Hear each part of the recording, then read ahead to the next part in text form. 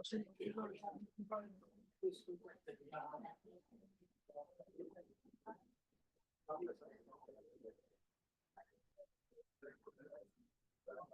morning to all. Extremely sorry for being late. Okay. Start करते हैं. Now, last lecture के अंदर हमने डिस्कशन किया था. आई थिंक एक अभी तक क्या क्या डिस्कस किया वो मैं आपको बताया था. ठीक है. तो बेसिक्स के अंदर एक तो हमने क्या डिस्कस किया, टैक्स रेट्स. आपने ये समझा कि टैक्स रेट्स दो तरीके के होते हैं. ठीक है. एक होता है कौन से नॉर्मल एंड एक होता है कौन सा स्पेशल. फिर एक हमने डिस्कस किया सरचार्ज. ठीक है. सरचार्ज मतलब होता क्या है कि it is nothing but which tax, तो जिसको हम लोग क्या बुलाते हैं एडिशनल टैक्स. तो सरचार्ज अलग अलग लोगों के लिए अलग अलग तरीके से लगता है. ठीक है. इंडिविजुअल के लिए क्या रहता है, अलग रहता है. देन कॉर्पोरेट के लिए क्या रहता है, पूरी तरह से अलग रहेगा. इंडिविजुअल में भी दो पार्ट में होता है. ठीक है. अगर वो फॉर स्पेशल इनकम होती है, ठीक है, तो उसमें मैक्सिमम सरचार्ज कितना लगता है 15%. ऐसी कौन सी चार्ज स्पेशल इनकम, तो 112A, 111A, 112 एंड कौन सा डिविडेंड. तो उस केस में मैक्सिमम सरचार्ज रेट 15.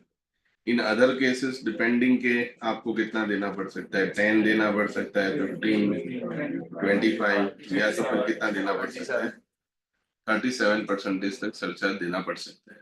ठीक है. ये हमने ऑलरेडी समझ लिया था इंडिविजुअल एंड किसके लिए, कॉर्पोरेट के लिए. उसके बाद हमने जो स्टार्ट किया था वो था रेसिडेंशियल कौन सा status. Okay. And then the scope of income. तो रेसिडेंशियल स्टेटस में हमने क्या फाइंड आउट किया, तो रेसिडेंशियल स्टेटस कितने हो सकते हैं, R plus O R, R. ठीक है. इसके एंड क्या हो सकता है आर. इसके क्वेश्चंस हमको आज करने. स्कोप ऑफ इनकम में दो तरीके की इनकम होती है, जिसको एक हम बुलाते हैं कौन सा इंडियन इनकम, एंड सेकंड कौन सा इनकम होगा फॉरेन. सेक्शन की अगर मैं बात करूं तो रेसिडेंशियल स्टेटस का कौन सा सेक्शन था, 6. स्कोप ऑफ इनकम का कौन सा सेक्शन था. इन दोनों का कंबाइंड क्वेश्चन वो लोग एग्जाम में कंफर्म पूछते हैं. ठीक है.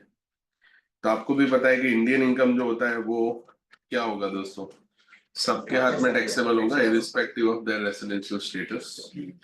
Foreign income is only taxable in the hand of resident and ordinary resident के हाथ में ही क्या होगा टैक्सेबल. ठीक है. सो ये तुमको ध्यान रखना. नाउ अभी इसके अंदर आगे हमको आज जो डिस्कशन करना है, तो मैंने आपको है ना कुछ एक्सेप्शंस करवाए थे रेसिडेंशियल स्टेटस में. ठीक है. ध्यान देना. तो दो एक्सेप्शन और है जो अभी हमको स्टार्ट करने हैं. ठीक है. Exception number 1 and exception number कौन सा होगा 2. ठीक है. सो एक्सेप्शन स्टार्ट करने से पहले आपको एक बेसिक इसका आइडिया दे देता हूँ कि इसके अंदर हम क्या डिस्कस करने वाले हैं. मतलब ये है किसके एक्सेप्शन, तो सेक्शन नंबर किसके हैं, तो सेक्शन नंबर किसके हैं 6 के. ये क्या है एक्सेप्शन. ठीक है. समझना. तो अगर हम बात करें सेक्शन नंबर 6 के एक्सेप्शन के बारे में, तो उन्होंने ऐसा बोला है कि रेसिडेंशियल स्टेटस जो होता है वो हम कितनी तरीके से फाइंड आउट करते हैं. तो दो कंडीशन है. पहला 180 डेज, 182 डेज एंड देन दूसरा कौन सा है 60 एंड कौन सा 365 डेज. ठीक है. तो कुछ लोग क्या किस तरह से अपने ट्रैवल को किस तरह से प्लान करते हैं. ठीक है. कि लाइक वो होते कौन है, तो मान लो कि कौन है इंडियन सिटीजन है या तो फिर क्या है इंडियन ओरिजिन पर्सन. ठीक है. इंडिया क्या करते हैं ट्रैवल करते हैं. ठीक है. अभी ट्रैवल करने के बाद अगर उनको नॉन रेसिडेंट रहना है तो उनको क्या मेक श्योर करना पड़ेगा, उनको अगर नॉन रेसिडेंट रहना है तो उनको क्या मेक श्योर करना पड़ेगा, तो उनको ये मेक श्योर करना पड़ेगा कि उनका स्टे जो है ना वो 182 डेज से ज्यादा ना हो. क्यों, अगर वो 180 डेज से ज्यादा हो गए तो वो इंडिया के क्या हो सकते रेसिडेंट. और अगर रेसिडेंट हो गए तो 50-50 है कि वो क्या बन जाएंगे, ऑर्डिनरी रेसिडेंट बन जाएंगे, ठीक है। क्योंकि आगे अगर 182 डेज रुक गए तो ऐसा हो सकता है। तो कुछ लोग क्या करते हैं पता है, इंडिया ट्रैवल करते हैं, ओके। ट्रैवल क्यों करते हैं, रीजन क्या होता है, तो उन्होंने क्या किया होता है पता है, अपना बिजनेस जो है ना, अपने बिजनेस का बैक ऑफिस जो होता है वो बैक ऑफिस उन्होंने कहाँ सेटअप किया होता है, तो बैक ऑफिस उन्होंने कहाँ सेटअप किया होता है, इंडिया के अंदर। बैक ऑफिस बोलो या तो फिर क्या बोलो, मेन ऑफिस बोलो, ठीक है। और बिजनेस का पूरा सेटअप कहाँ दिखाया होता है, तो बिजनेस का सेटअप कहाँ दिखाया होता है, फॉरेन कंट्री। और स्पेसिफिकली ऐसी फॉरेन कंट्री में उसका सेटअप दिखाया होगा जो पूरी तरह से कौन सी कंट्री होगी, टैक्स फ्री कंट्री होगी। या तो एक्सट्रीमली क्या होता होगा, एक्सट्रीमली वहां पे क्या लगता होगा, लो टैक्स। क्यों, क्योंकि देखो मान लो कि आप अपने बिजनेस में 50 करोड़ रुपए इनकम अर्न कर रहे हो, कितना, 50 crore. On this 50 crore you are paying 30% tax, means कितना टैक्स पे कर रहे हो आप, 15 करोड़। सरचार्ज वगैरह तो मैं ऐड भी नहीं कर रहा हूँ, ठीक है। वो ऐड करूंगा तो 17 के आसपास पहुंच जाएगा। अभी हुआ क्या, तुमने सोचा बोले हर साल यार 15 करोड़ दे देने का, कुछ किया करने का नहीं, और कितना, 15 करोड़ गवर्नमेंट लेके चला जाता है। तो अपने एक काम करते हैं, ये बिजनेस का सेटअप कहाँ दिखाते हैं, तो ये सेटअप हमने दिखाया कौन सी कंट्री में जहाँ पे टैक्स लगता है, ठीक है ना। तो मान लो कि आपने किसी गल्फ कंट्री में क्या कर दिया, बिजनेस का सेटअप कर दिया, ठीक है। या तो ऐसे बहुत सारे क्या होती है, छोटी छोटी कंट्रीज होती है, टापू कंट्रीज बोलते हैं उसके, ठीक है ना, आइलैंड्स जो होते हैं ना, ठीक है, स्मॉल कंट्रीज। वो लोग क्या करते हैं, इस तरह से लोगों को क्या करते हैं, इनविटेशन भेजते हैं कि आप लोग आओ हमारे कंट्री में क्या करो, बिजनेस करो, ठीक है, वी विल ऑफर एवरीथिंग, ठीक है ना। हम आपका डेटा भी किसी के साथ क्या नहीं करेंगे, शेयर नहीं करेंगे, डिस्क्लोज भी नहीं करेंगे कि कौन कौन लोग हमारी कंट्री में है। समझ रहे हो मैं क्या बोल रहा हूँ, जैसा like government of India and government of Swiss, मतलब स्विट्जरलैंड, तो इन दोनों के बीच में है ना, रिश्ते ठीक नहीं है, ठीक है। मैं अगर ओपनली बात करूं तो, ठीक है, रीजन क्या होता है, अभी काफी सारे ट्रांजेक्शन्स जो है, काफी सारे इंडियंस के ट्रांजेक्शन्स जो है वो किसके थ्रू होते हैं, स्विस बैंक के थ्रू। मतलब काफी सारे इंडियंस का स्विस बैंक में क्या पड़ा हुआ है, पैसा पड़ा हुआ है। और वो सारा पैसा आया किसके थ्रू है, तो वो किसके थ्रू आया है, हवाला के थ्रू, या तो फिर वो पैसा किसके थ्रू रोटेट होता है, ब्लैक के थ्रू। तो गवर्नमेंट ऑफ इंडिया सिंपल ऐसा ही, स्विस गवर्नमेंट से ऐसा बोलता है कि आपके बैंक अकाउंट में जितने भी इंडियन सिटीजन है ना, उसका हमको सिर्फ क्या दे दो, डेटा दे, क्या बैलेंस पड़ा है, क्या नाम है, सब कुछ हमको दे दो, फिर हम हमारे हिसाब से देखेंगे। तो स्विट्जरलैंड के कॉन्स्टिट्यूशन में ऐसा है कि वो लोग अपनी फाइनेंशियल इंफॉर्मेशन किसी और कंट्री के साथ शेयर नहीं करते।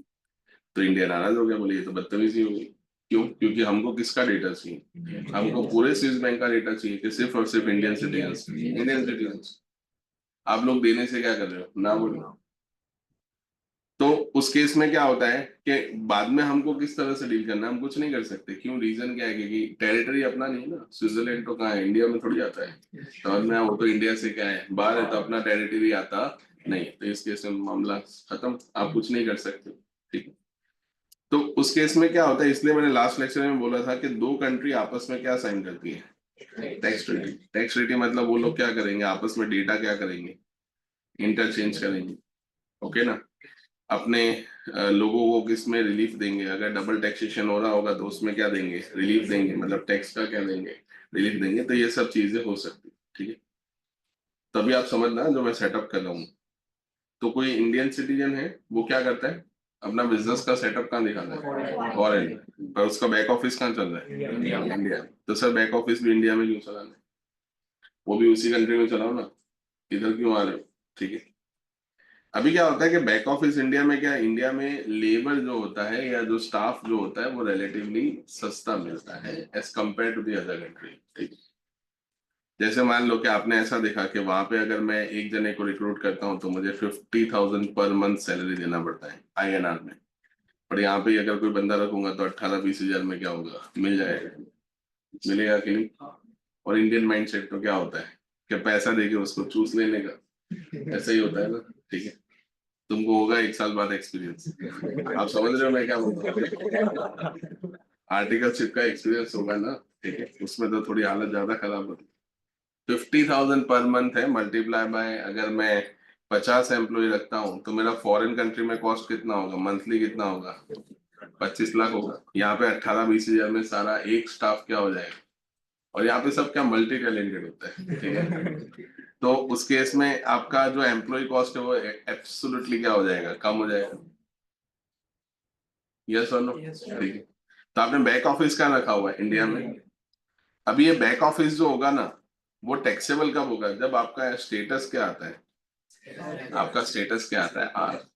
बट आप ऑलवेज क्या मेक श्योर करते हो, अगर आप आर स्टेटस आया तो ही आपको फॉरेन सेटअप इंडिया में क्या होगा, टैक्सेबल होगा। तो बट आप ऑलवेज क्या मेक श्योर करते हो, एनआर। तो एनआर रहने के लिए आपको अपना ट्रैवल क्या करना पड़ेगा, प्लान करना पड़ेगा ना, ट्रैवल प्लान। तो अभी आप आओगे तो आपको क्या मेक श्योर करना है कि जैसे ही आऊंगा ना 181 डेज रुक के क्या करूंगा, वापिस चला जाऊंगा, ठीक है ना। तो गवर्नमेंट ने बोला कि ऐसे लोगों को अपने क्या करते हैं, काउंटर करते हैं। तो गवर्नमेंट ने उन लोगों के लिए क्या कर दिया, 181 निकाल के कितने दिन कर दिया, 120। इसका मतलब पहले तुम 6 महीने में निकलते थे ना, अभी तुमको कितने महीने में मेक श्योर, मतलब कितना दिन के बाद, 119 दिन के बाद इंडिया में नहीं रुक सकते ना। ऐसा लॉ में नहीं लिखा है, लॉ में ऐसा नहीं लिखा है कि 120 दिन हो उसे एक दिन पहले ही निकल जाओ यहाँ से। क्यों, क्योंकि अननेसेसरी क्या बन जाओगे, रेस्ट। ये तो मैं ऐड करके बता रहा हूँ ना आपको। तो 119 दिन का प्लान करना पड़ेगा।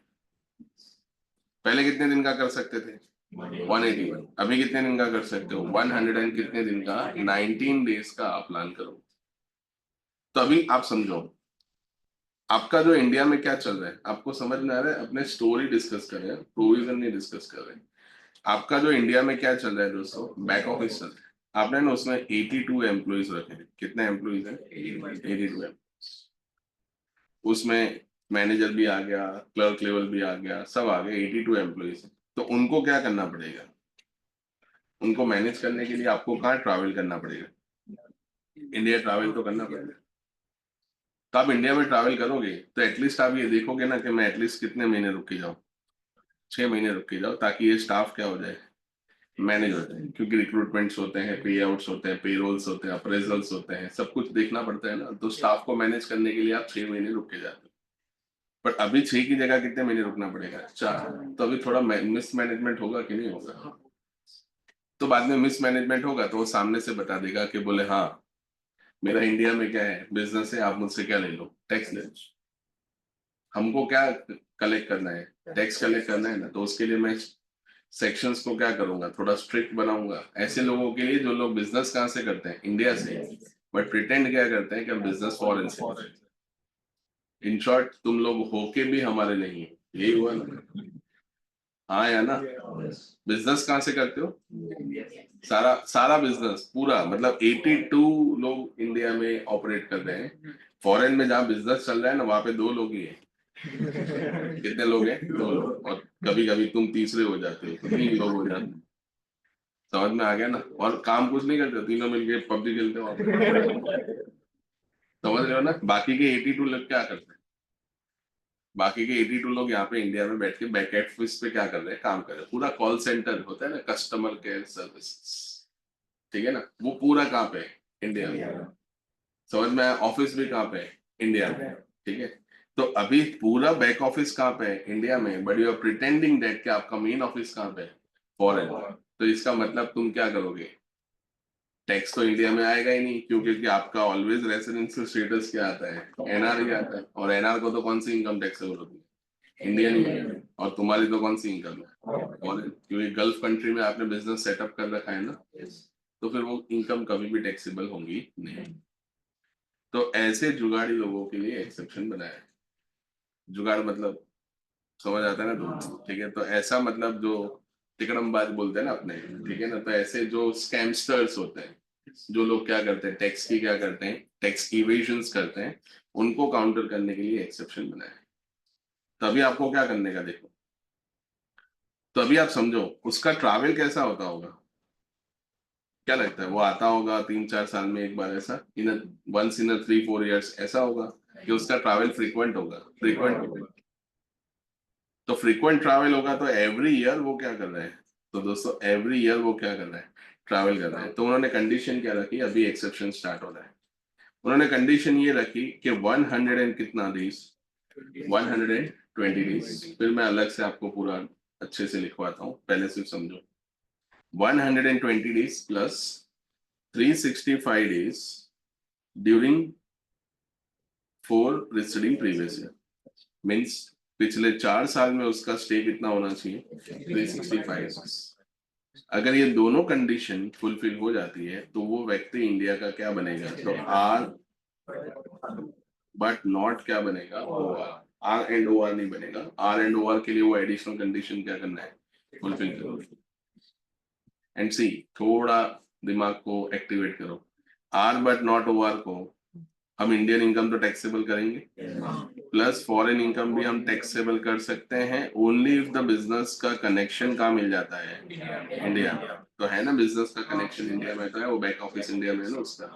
तो इन दैट केस हमको आर बट नॉट ओवर के केस में वो फॉरेन इनकम जो ऑन पेपर सिर्फ फॉरेन इनकम है, but in substance everything is in India. They are pretending that we are foreigners, but they are not foreigners. They are duplicate foreigners. They are in India only.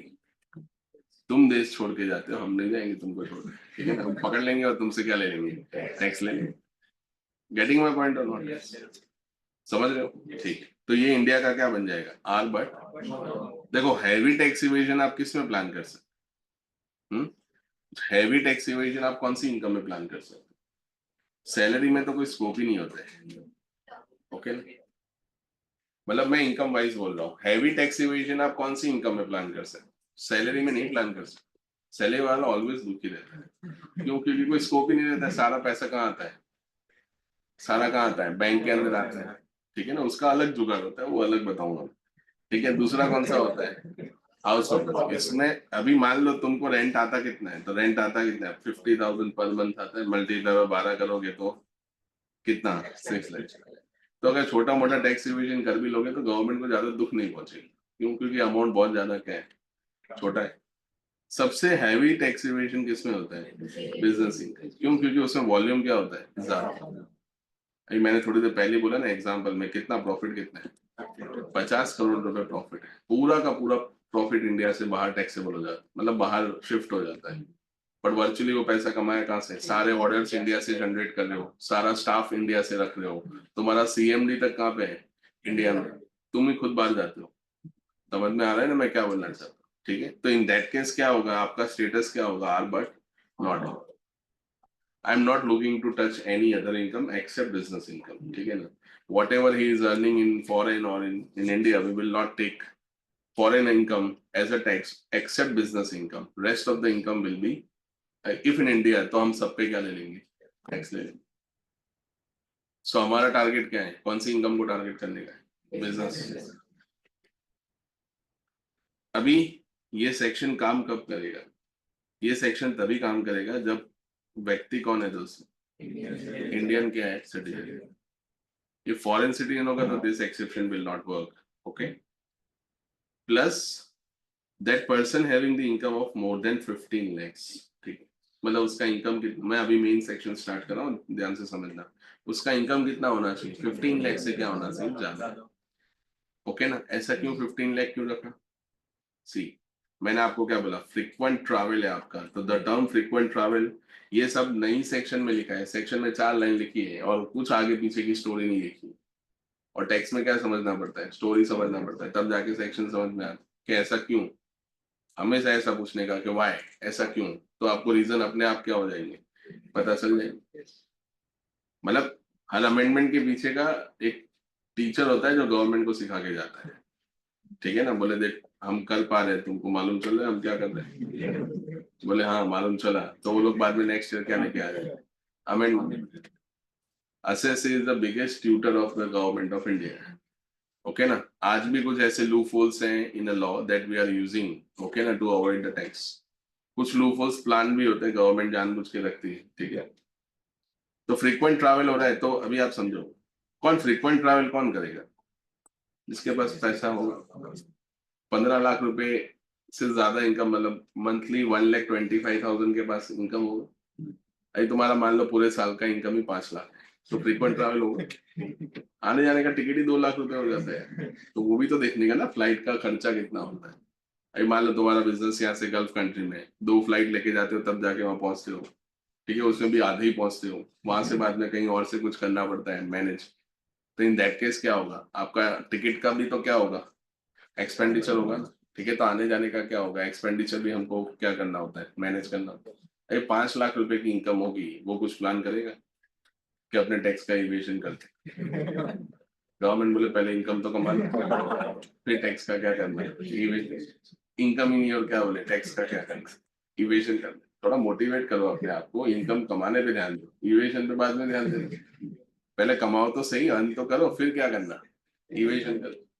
समझ में आ गया ना, ठीक है, clear है, तो ये तुमको ध्यान रखो। 5 लाख रुपए वाले टैक्स पेयर है, उस पर क्या टैक्स आएगा, आपको पता तो है, 2.5 लाख तक कुछ नहीं लगता है, उसमें 12.5 आ जाएगा, उसमें भी 87 का क्या मिलेगा, रिबेट मिलेगा।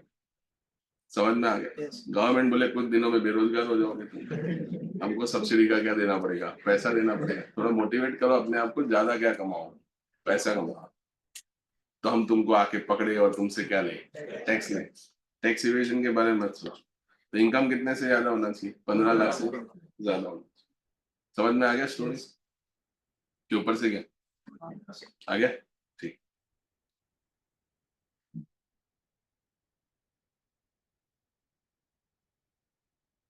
ओके, एक्सेप्शन नंबर कौन सा 2, ये उन्होंने ऐड किया था फाइनेंस एक्ट 22 में, ये उन्होंने ऐड किया था फाइनेंस एक्ट 2021 में। ये जो हमने अभी डिस्कस किया ना, 15 लाख से क्या होना चाहिए, ज्यादा इनकम होनी चाहिए। ओके, तो उसका रेसिडेंशियल स्टेटस कैसे फाइंड आउट करेंगे, 120 days during the previous year and 365 days out of 4 preceding years। Okay, तो अभी होता था क्या, वो लोग कैसे मैनेज करते थे, देखो उसी के एग्जांपल को मैं कंटिन्यू करता हूँ। सो आपका ईयर एंड कब होता है, 31 मार्च 2025 को होता है। ओके, ये आपका कौन सा डेट है, एंडिंग डेट है। तो आपको अपना ट्रैवल क्या करना पड़ेगा, किस तरह से मैनेज करना पड़ेगा। तो मान लो अमेंडमेंट हुआ ही नहीं है, तो मैं क्या करूंगा पता है, मेरा ट्रैवल मैं प्लान करूंगा कब से, तो मैं ट्रैवल करूंगा 15 अक्टूबर 2024। ओके, 15 अक्टूबर 2024 को इंडिया में आऊंगा और 31 मार्च 2025। तो इस ड्यूरेशन को अगर मैं काउंट करूंगा तो ये 182 डेज से तो क्या होगा, कम ही होगा, होगा ना, कम होगा कि नहीं होगा, ठीक है। तो ये 182 डेज से दोस्तों क्या होगा, कम होगा, तो इस केस में तो वो इंडिया का क्या रहेगा, नॉन रेसिडेंट। इवन वो क्या करेगा, फर्दर स्ट्रेच भी कर सकता है, फर्दर स्ट्रेच मतलब नेक्स्ट ईयर का भी तो डेज वो क्या कर सकता है, ले सकता है, ठीक है, वो एक लूप होल है जो हर लोग यूज करते हैं। बट अगर मान लो कि उसने अपना ट्रैवल कब किया स्टार्ट, 1 जुलाई को स्टार्ट किया, तो उसको इंडिया छोड़ के जाना पड़ेगा, क्यों, क्योंकि अगर वो 31 मार्च तक रुका तो वो इंडिया का क्या हो जाएगा, रेसिडेंट हो जाएगा, क्योंकि 182 डेज अब नहीं, 181 डेज नहीं रुक सकते ना अभी आप। तो उन्होंने थोड़ा पीरियड क्या कर दिया, 182 को शॉर्टन करके कितना कर दिया, 120 डेज। तो अभी आपको कितने महीने रुकना पड़ेगा, 4। तो अगर अभी आपको ट्रैवल करना है, वो स्प्लिट ईयर का बेनिफिट लेना है, तो you have to travel in December, दिसंबर में ट्रैवल करना पड़ेगा ना, तो जाके आपका 120 डेज से कम आएगा। तो दिसंबर मान लो, उसमें भी एग्जैक्ट दिसंबर में आए तो 1 दिसंबर को ही आ गए, बहुत एक्साइटेड थे, तो 31 दिसंबर में 31 डेज होता है, जनवरी में कितना होता है, 31, लीप ईयर था, जिस ईयर में आए थे, तो 29, देन मार्च में कितना हो गया, 31, हो गया 122 डेज। लीप ईयर नहीं होता तो भी तुम रेसिडेंट हो जाओ, ठीक है ना। तो इन दैट केस क्या हो गए, इंडिया के क्या हो गए, रेसिडेंट हो गए। पिछले 4 साल में तो आते थे आप इंडिया में, मैंने बोला ना फ्रीक्वेंट ट्रैवल हो रहा है, पिछले 4 साल में कितना बोला उन्होंने, 365 डेज। तो लास्ट 4 इयर्स 365 डेज है, तो इन दैट केस क्या होगा, आप इंडिया के क्या बन जाओगे, फिर आगे काम संभाल लेंगे, ठीक है, रेसिडेंट बट क्या हो जाओगे, नॉन रेसिडेंट। दूसरा एक्सेप्शन, दूसरा एक्सेप्शन उन्होंने क्या बनाया, तो एक कॉन्सेप्ट आता है दोस्तों, तो एक वर्ड मैं पहले आपको समझा देता हूँ, जिसको हम लोग क्या बुलाते हैं, डीम्ड। तो हम लोग जो डिस्कस करने वाले हैं ना, वो किसके बारे में, डीम्ड रेसिडेंट। मतलब ये क्या होता है पता है, यहाँ पे पार्टी रेसिडेंट नहीं है, उसको जानबूझ के बनाया गया है, ठीक है। मतलब डीमिंग सेक्शन जो होता है ना दोस्तों, डीम्ड वर्ड जो होता है ना, वो आपने एक क्या क्रिएट किया होता है, वो आपका एक क्या होता है, फिक्शन क्रिएट करना। आपको फिक्शन तब क्रिएट करना होता है जब आपको पता है कि हमने सारे लॉ के सर्कल से उसका टेस्टिंग किया, फिर भी एसएससी बच के निकल गया। समझ में आ गया मैं क्या बोल रहा हूँ? तो हमको क्या करना पड़ेगा, डीम्ड। डीम्ड का मतलब क्या होता है दोस्तों, मान लेना। तो कोई चीज हमको कब माननी पड़ती है, जब होती नहीं है। क्यों? क्योंकि है तो फिर मानने की कोई जरूरत नहीं है, क्योंकि दिख रहा है ना सामने। तो डीम्ड का मतलब क्या होता है, मान लो कि वो इंडिया का क्या है, प्रेसिडेंट। समझ में आ रहा है मैं क्या बोल रहा हूँ? जैसे इनकम टैक्स में कॉन्सेप्ट आता है, दूसरी तरीके से मैं समझा। तो जैसे अपने बात करते हैं किसका, डिविडेंड। तो डिविडेंड मतलब क्या होता है, तो dividend is nothing but the distribution of profit. मतलब प्रॉफिट को डिस्ट्रीब्यूट करना, उसको क्या बोला जाता है, तो उसको डिविडेंड बोला जाता है, ठीक है। तो शेयर होल्डर आके तुमसे क्या मांग रहे हैं, डिविडेंड मांग रहे हैं, बोले डिविडेंड निकालो। कंपनी ने बोला नहीं देंगे, ठीक है। बोले ऐसे कैसे नहीं दोगे, डिविडेंड तो देना पड़ेगा। बोले हम देंगे ना तो आपके ऊपर अननेसेसरी क्या लग जाएगा, टैक्स लग जाएगा। तो कंपनी ने क्या किया बताए, कंपनी ने डिविडेंड के बदले में क्या दे दिया, क्या दे दिया, असेट्स। मतलब डिविडेंड देते हो तो क्या दोगे आप, रुपीस में देते हो ना आप डिविडेंड, यहाँ पे तुमने डिविडेंड के बदले में क्या दे दिया, असेट्स। तो अभी इसके ऊपर तो कोई टैक्स लगता ही नहीं। इनकम टैक्स वाले बोले कुछ तो जोल हो रहा है इसके अंदर, ठीक है ना। क्यों? क्योंकि ये लोग क्या करें, डिविडेंड के बदले में क्या दे रहे हैं, असेट्स। फिर उन्होंने देखो याद किया, बोले ये असेट्स किस में से आया, बोले असेट भी किस में से आया, प्रॉफिट में से ही तो आया। और हम डिविडेंड देते भी किस में से, प्रॉफिट में से। तभी मैं ऐसा क्यों ना करूं कि प्रॉफिट में से असेट लूं और असेट ही दे दूं, फिर बाद में शेयर होल्डर बेच बेच के क्या करेंगे, डिविडेंड आपस में डिस्ट्रीब्यूट कर लेंगे। तो ये हुआ क्या, it is as good as dividend ना। You are not distributing dividend but you are acquiring the assets from the profit or from the accumulated profit and then you are distributing the asset to the shareholder. It means it is a dividend only, but technically it is not dividend, so we have to put a word before dividend called what, deemed dividend। समझ आ रहा है मैं क्या बोल रहा हूँ? तो it is nothing but what, deeming fiction। जब आपको लग रहा है कि सब कुछ धुंधला धुंधला दिख रहा है, चारों तरफ से क्या हो चुका है, हम पूरी तरह से क्या हो चुके हैं, हेल्पलेस हो चुके हैं, ठीक है। We can not do anything because taxpayer is doing tax evasions. तो हमको क्या करना पड़ेगा, हमको एक हथियार निकालना पड़ेगा और छोड़ देना पड़ेगा, ठीक है, जिसको हम बोलते हैं ना ब्रह्मास्त्र, ठीक है ना। तो ब्रह्मास्त्र छोड़ देना है, मतलब तुमको पता होता है ना, brahmastra means last weapon in war, ठीक है ना। तुमको लगता है कि इसको यूज करने से वॉर क्या होगा, खत्म हो जाएगा, तो फिर वो, पर वो एक ही बार यूज कर सकते हो, बार बार थोड़ी यूज करोगे, ठीक है। क्लियर है? तो डीमिंग फिक्शन समझ में आया, तो अपने क्या समझ रहे, जो समझने जा रहे हो वो क्या है दोस्तों, तो हम समझने जा रहे हैं डीम्ड रेसिडेंट, ठीक है। डीम्ड रेसिडेंट मींस क्या होगा, मतलब the taxpayer is not traveling to India for a single day, still he is a resident of India। मतलब एक दिन के लिए भी क्या नहीं आएगा, इंडिया में नहीं आएगा, या आएगा पर नंबर ऑफ डेज उसके फुलफिल नहीं हो रहे, तो भी वो इंडिया का क्या मान लिया जाएगा, रेसिडेंट। तो फिर सर पहले क्यों बताइए ये सब कुछ, यही बता देते हैं कि कुछ भी ना करो आप इंडिया के क्या हो, रेसिडेंट हो, तो वहीं खत्म हो जाता, क्यों इतना वो सब कुछ बताने की जरूरत थी, ठीक है ना। तो मतलब you are not travelling to India for a single day but still क्या है, बोलो आपका इनकम क्या हो रहा है, टैक्सेबल हो जाएगा। तो उन्होंने क्या किया बताए, डीम्ड रेसिडेंट कॉन्सेप्ट इंट्रोड्यूस किया।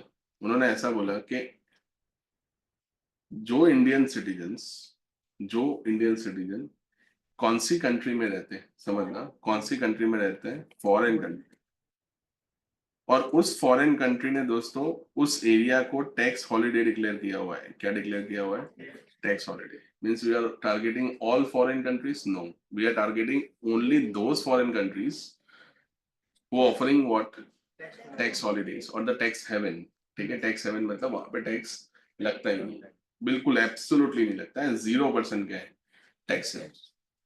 तो ऐसे इंडियन सिटीजन जो कौन सी कंट्री में रहते हैं, सारी फॉरेन कंट्रीज में, के टैक्स हॉलिडे कंट्रीज में रहते हैं, tax holiday. And if they have a which income, if they have a which income, PG भी इनकम ओवर देयर, मतलब वहां पे उनकी कौन सी इनकम होती है, बिजनेस इनकम होती है। ओके, एंड अगर उनका इनकम कितने से ज्यादा हुआ, 15 लाख से ज्यादा हुआ, तो फिर वो इंडिया के क्या बन जाएंगे, तो वो इंडिया के क्या बन जाएंगे, resident, but only R, but क्या बनेंगे, मतलब we are targeting only which income, all income के ओनली बिजनेस इनकम, क्योंकि आर बट नॉट ओवर में तो कौन सी इनकम टैक्सेबल होती है, फॉरेन वाले। हाँ, इंडियन तो छोड़ ही दो तुम, इंडियन में तो डिस्कशन ही नहीं हो रहा है, इंडियन में तो जैसे इंडियन दिखा तो अपने को डिस्कशन वहीं पे खत्म हो जाता है, सब कुछ क्या टैक्स। आपने बात किसकी कर रहे हैं, फॉरेन, और ये फॉरेन इनकम है ना, ऐसे फॉरेन इनकम नहीं है। आपने क्या किया है, स्क्रिप्ट किया है, ट्रांजेक्शन को क्या किया है, फैब्रिकेट किया है, प्रूफ्स को बढ़ा चढ़ा के दिखाया है, ठीक है, ये है कौन सी इनकम, ये फॉरेन इनकम है, कि ये कहीं ना कहीं इंडियन इनकम ही है, इंडियन इनकम है, बट आपने ऑन पेपर इसको कहाँ दिखाया है, foreign. So we are figuring out that कि हम उसको इंडिया में कैसे टैक्सेबल करें। We are happy to have no tax in India if you are paying tax in foreign country. Like if you are setting a business in USA, then the taxes in USA is higher than the India. Okay, so you are not looking to set up your business in India, sorry, in USA. The taxes in Australia is higher than the India. Then you are not looking to set up your business in Australia, but you are finding which income, which country where the taxes are very very low, और the taxes are almost क्या है वहां पे, zero है, ना के बराबर taxes वहां लगते हैं। तो इन दैट केस हम लोग क्या करेंगे, उसी कंट्री में जाके सेटअप करेंगे अपना ऑन पेपर। डन। तो हम लोगों को कौन से इंडियन लोगों को ढूंढना है जो इस तरह से टैक्स हॉलिडे का क्या करते हैं, बेनिफिट लेते हैं, तो हमको उनको फाइंड आउट।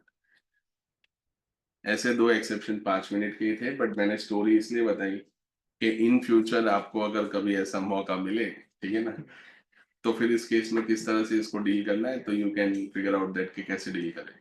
बट ये वाला तो उन्होंने सब कुछ क्या कर दिया, सब कुछ सारी हदें पार कर दी, और क्या लिख दिया, डीम्ड डिप्रेस।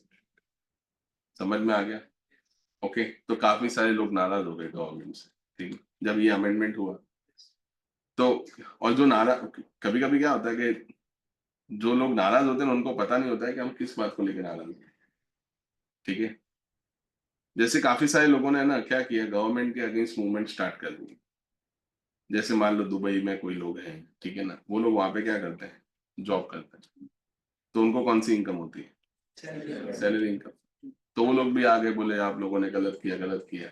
गवर्नमेंट ने बोला तेरे पे नहीं किया भाई, आप पे नहीं किया, हम सिर्फ किसको टारगेट कर रहे हैं, आर बट नॉट ओवर को कौन सा फॉरेन इनकम इंडिया में टैक्सेबल हो, बिजनेस ना। सैलरी इनकम टैक्सेबल होता है, सैलरी इनकम तो तुम वही कमा रहे हो, वही रहो, आना भी मत, भीड़ हो जाएगी यहाँ पे। आ रहा है तुमको समझ में, ठीक है, तो तुम वही अर्न कर रहे हो, सब कुछ वही कर रहे हो, तो हमको क्या लेना देना सैलरी, तुम 4 करोड़ कमाओ, क्या 4 करोड़ नहीं, 40 करोड़ कमाओ।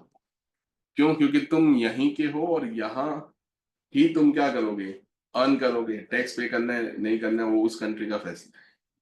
बट हम किन लोगों को ढूंढ रहे हैं, जो दोगले लोग हैं। दोगले लोग मतलब क्या, इनकम दिखाते कहाँ है, फॉरेन में, पर पूरा चलता कहाँ है ऑपरेशन। तो उन लोगों को हम ढूंढ रहे हैं, क्यों, बोला ना थोड़ी देर पहले, जो लोग हमारे होके भी हमारे नहीं है उनको हम ढूंढ रहे हैं।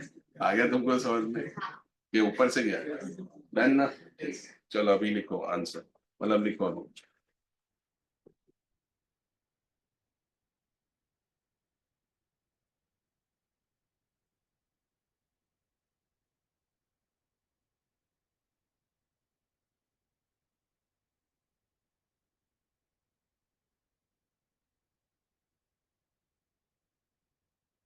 देखो exception number 1,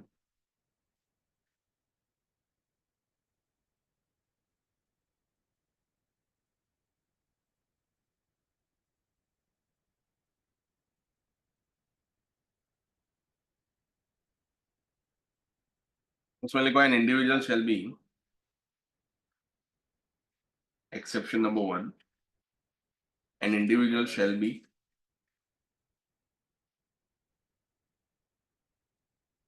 deemed to be, shall be deemed to be resident but not ordinary resident.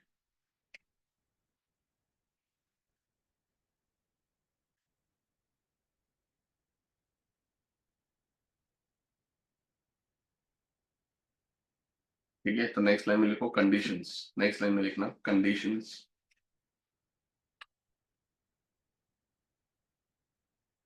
Number 1,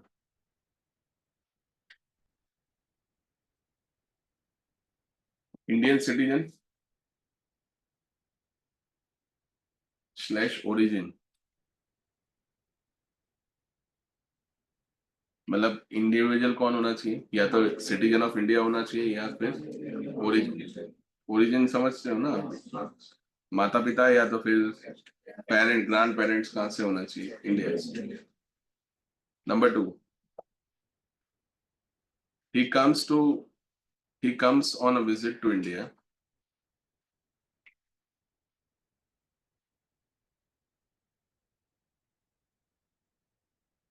during the previous year. He comes on a visit to India during the previous year. His total income, number 3 his total income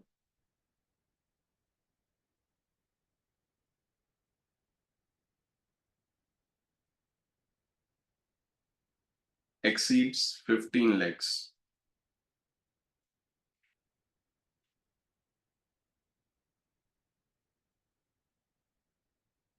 ठीक है ना, उसको bracket करके लिख लो, except, bracket open करो and then लिखो except income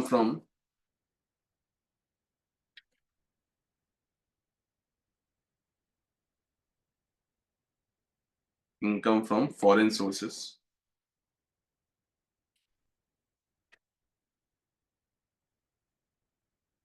last,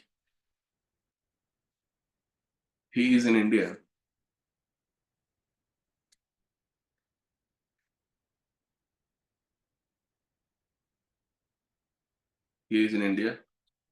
for 120 days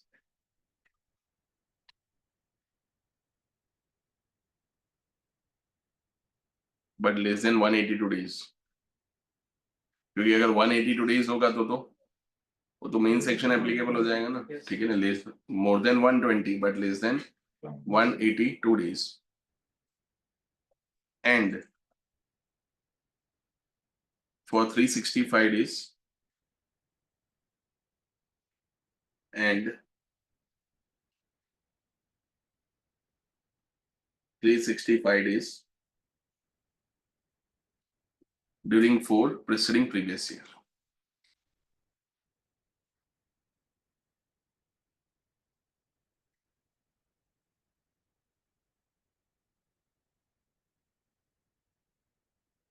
Done?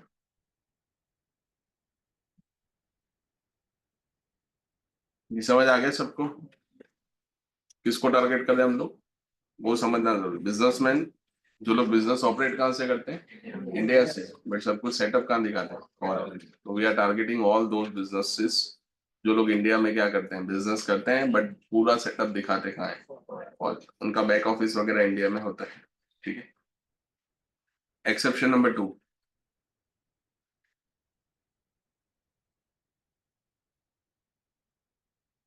तो उसमें लिखो an individual shall be deemed to be resident,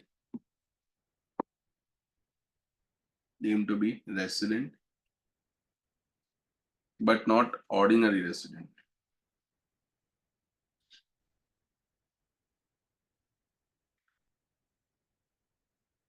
Shall be deemed to be resident but not ordinary resident.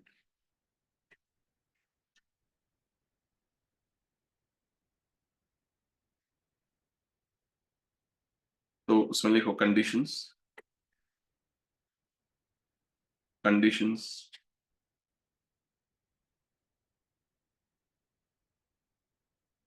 Number 1, ये थोड़ा ध्यान से, ठीक है ना, he is a citizen of India.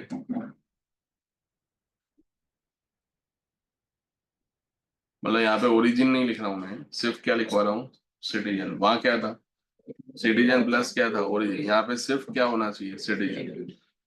ठीक है ना, he is a citizen. Number 2,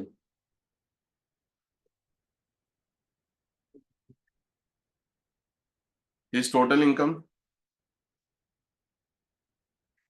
exceeds 15 lakhs.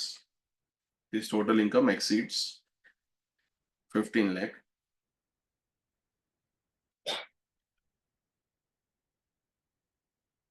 except, bracket करके लिखना, except foreign income.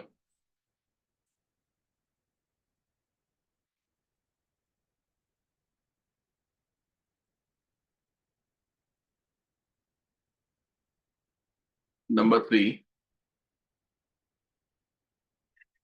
he is not liable to pay tax.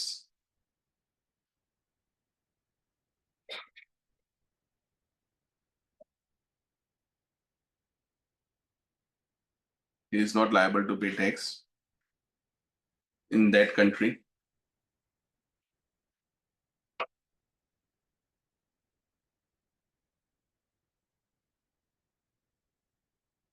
Okay ना, बस इसमें इतनी कंडीशन है।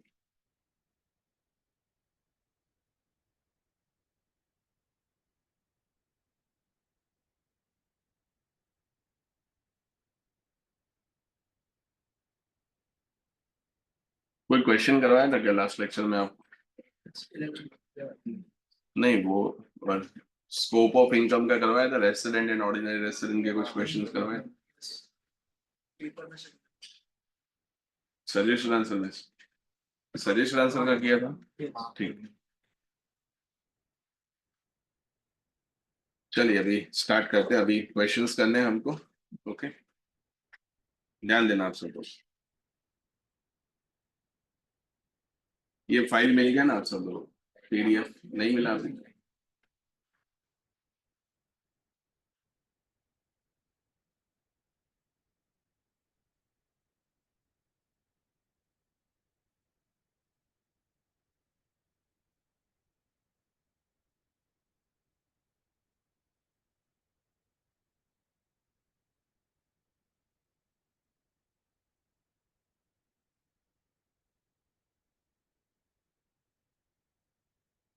ध्यान देना। मिस्टर अब्दुल, मैंने भेज दिया ग्रुप के अंदर, ठीक है। Mister Abdul provides the following information regarding his income for the previous year 24-25। Compute the income liable to be charge in India in the following cases. 3 लोग हैं, आर एंड क्या दिया है, ओ आर लिखा है ना, he is ordinary resident of India. तो ordinary कब बनता है, जब वो रेसिडेंट बने।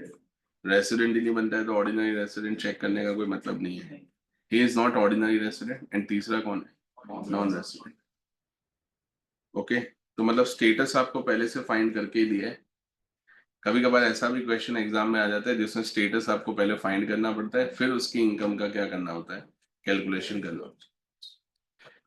तो यहाँ पे आपको इनकम दे रखी है, आपको उसका क्या करना है, सॉल्यूशन करना है। तो 1 बाय 1 करते हैं, देखिए।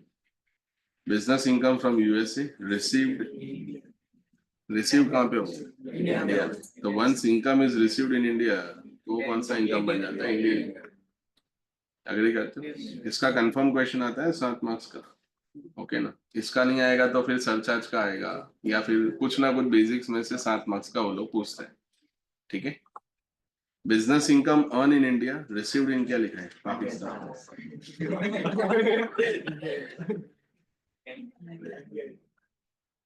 ठीक है ना, यहाँ पे तो हम इनकम इंडियन इनकम कर रहे हैं, ठीक है ना। एक जमाने में तो कंट्री इंडिया में था ना। आप समझ रहे हैं मैं क्या बोल रहा हूँ? ओके, तो ज्यादा नहीं बोलते उस पे। बिजनेस इनकम अर्न क्या लिखा है, इन इंडिया, आगे का इग्नोर करो, ठीक है। तो ये कौन सा इनकम होगा, बोलो, India. Salary income from a company of a UK situated in क्या लिखा हुआ, इंडिया। ध्यान से पढ़ना, salary income from a company of क्या लिखा है, यूके। सिचुएटेड कहाँ पे, मतलब कंपनी यूके का, पर तुम तो इंडिया में ही हो ना। तो ये तो इनकम कौन सा होगा दोस्त। ठीक है, ये भ्रम में मत रहो कि हम भी यूके में, ठीक है ना, आप कहाँ पे हो, इंडिया में, ठीक है। Interest income on German development bond, ठीक है, ये देखो थोड़ा इंटरेस्टिंग लिखा है यार, आप देखोगे ना तो 2/5 रिसीव्ड इन इंडिया, मतलब 3/5 रिसीव्ड आउटसाइड इंडिया, तो इसमें तो स्प्लिट करना पड़ेगा, थोड़ा इंडियन होगा, थोड़ा क्या होगा फॉरेन, तो कितना थोड़ा इंडियन कितना होगा, तो 60,000, 24,000 इंडियन होगा एंड 36 क्या होगा फॉरेन, वो मैं लिखवा रहा हूँ पूरा प्रेजेंटेशन, ठीक है। Okay, number next, income from agriculture, तो एग्रीकल्चर इनकम तो सर एग्जेम्प्ट होता है, तो कुछ उत्साही लोग होते हैं ना, वो आगे बढ़ते ही नहीं, जीरा एग्रीकल्चर देखा, बोले ये आता था अपने को पूरे पेपर में, इनकम को क्या कर दो एग्जाम, पर आगे बढ़ने का ना कहाँ पे है, नेपाल, नेपाल इंडिया में नहीं, ठीक है। तो in agriculture income exempt, no doubt it is exempt provided it is in India, मतलब एग्रीकल्चर इनकम का होता है इंडिया में तो ही एग्जेम्प्ट होता है, ये कहाँ पे, नेपाल इंडिया में नहीं, received there but later on remitted to India, मतलब वहीं रिसीव हमने कर लिया, बाद में उसको रेमिट किया है। देखो रेमिशन का मतलब क्या होता है, ये फर्स्ट टाइम आ रहा है समझ लो, रेमिशन मीन्स क्या होता है, जैसे मान लो मिस्टर एक्स है, ठीक है, जो कौन है, इंडियन सिटीजन, कहाँ शिफ्ट हो चुके हैं, यूके में, वहां पे उनका सैलरी है कुछ 1 लाख, क्या है, तो 1 लाख पाउंड उनका क्या है, सैलरी है। अभी हुआ क्या, तो वो सैलरी तो वहीं रिसीव करते, सब कुछ वहीं टैक्सेबल होगा, बट इसमें से ना ये 1 लाख पाउंड में से कुछ पैसा हर साल घर भेजते हैं, मतलब मान लो 10 लाख INR, मतलब 10 लाख रुपीज हर साल घर भेजते हैं, तो ये 10 लाख रुपीज इनकम है कि ये तो रेमिशन है, ये तो रेमिशन है, मतलब you are receiving the rupees in the which form, in the income form और in the form of remission, in the form of remission. So remission is not an income. Remission is just a transfer of amount from one person to the another. मान लो ये व्यक्ति है, UK में 5 साल रहा, ठीक है, फिर ऐसा लगा कि अपने देश जैसी मजा कहीं नहीं, तो चलो वापस कहाँ चलता है, इंडिया, तो जो पैसा वहां पे कमाया होगा 5 साल में, वो सब लेके आएगा ना, कि वहीं छोड़ के आएगा, लेके आएगा, तो क्या लगता है आप टैक्स लगाओगे उसके ऊपर, वो तो सिर्फ रेमिशन है ना, तो उसके ऊपर कोई टैक्स लगेगा नहीं, समझ रहे हो, कि ऊपर से जा रहा है, ठीक है ना, तो ये तुमको क्या रखना है, ध्यान रखना, तो रेमिशन पे टैक्स नहीं लगेगा, तो ये बताओ मुझे क्या है ये इनकम मैंने फर्स्ट इंस्टेंस में कहाँ रिसीव की, फर्स्ट इंस्टेंस मतलब पहले रिसीव कहाँ की, नेपाल, देन उसको मैं इंडिया में क्या करता हूँ, रेमिट करता हूँ, ठीक है ना, तो वो टैक्सेबल होगा नहीं, इन इंडिया नहीं, ठीक है, मतलब वो इंडियन इनकम नहीं होगी, स्टिल ये कौन सी इनकम होगी, कुछ हद तक क्या होगी, फॉरेन इनकम, मिक्स इनकम है, ठीक है, इसलिए इनकम फ्रॉम प्रॉपर्टी इन क्या लिखा हुआ है, जकार्ता, रिसीव्ड क्या लिखा है, आउटसाइड, जकार्ता आउटसाइड इंडिया ही है, कहाँ है वो मुझे नहीं पता है, पर आउटसाइड इंडिया ही है, ठीक है, तो इस केस में हम लोग क्या करेंगे, फॉरेन, डन ना, clear. Income earn from business in क्या पे है, UAE, which is control from क्या लिखा है, दिल्ली, मतलब कंट्रोल कहाँ से कर, इंडिया से कर, तो इंडिया से करोगे तो इंडियन इनकम नहीं हो जाएगा, रहेगा तो कौन सा, फॉरेन, बट वो आर बट नॉट ओवर होगा ना, उसमें ये इनकम क्या कर देंगे, टैक्स, फिर ब्रैकेट में क्या लिखा है, देखो 15,000 रिसीव्ड इन क्या लिखा है, इंडिया, मतलब बिजनेस इनकम कितना है, कितना 65, उसमें से 15,000 रिसीव कहाँ किया, इंडिया में, तो जितना इंडिया में रिसीव किया वो इंडियन इनकम, बाकी का कौन सा, मतलब स्प्लिट इनकम आ रहा है ना, कुछ फॉरेन है कुछ क्या है, Indian. Profit from a business in Madras and manage from क्या लिखा हुआ है, कहाँ से बिजनेस कर, इंडिया से, चेन्नई है ना मद्रास, मतलब चेन्नई, तो इन दैट केस क्या होगा बोलो, हम क्या कर देंगे, टैक्सेबल कर देंगे, ठीक है, क्योंकि आपका इनकम कहाँ पे है, ये भी इंडियन इनकम होगा।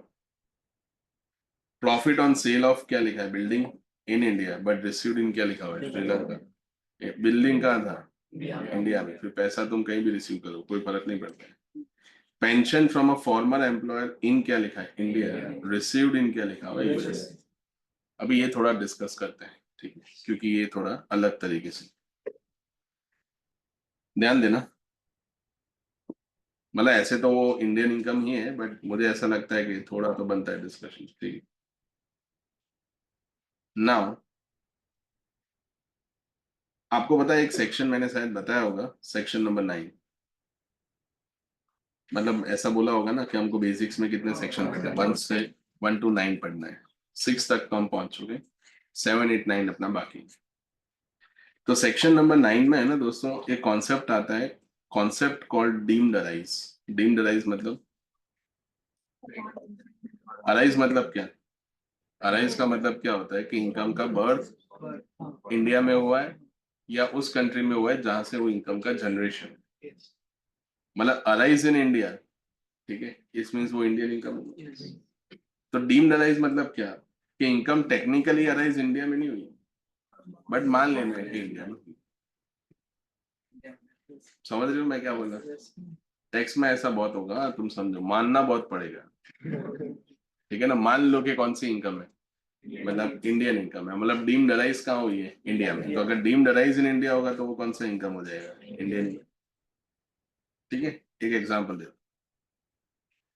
मान लो मिस्टर एक्स, ओके, कौन है, तो वो है इंडियन, कौन है, सिटीजन, ठीक है, एंड वो रिजर्व बैंक ऑफ इंडिया में क्या करते थे, जॉब करते थे, ठीक है। उनका हाईएस्ट पोजीशन क्या था, तो उनका हाईएस्ट पोजीशन था, is a deputy director, okay, in RBI, ठीक है। उसके बाद वो क्या हो गए, रिटायर हो गए, एज हो चुका है तो रिटायर हो चुका है, ठीक है, डेप्यूटी डायरेक्टर ऑफ आरबीआई।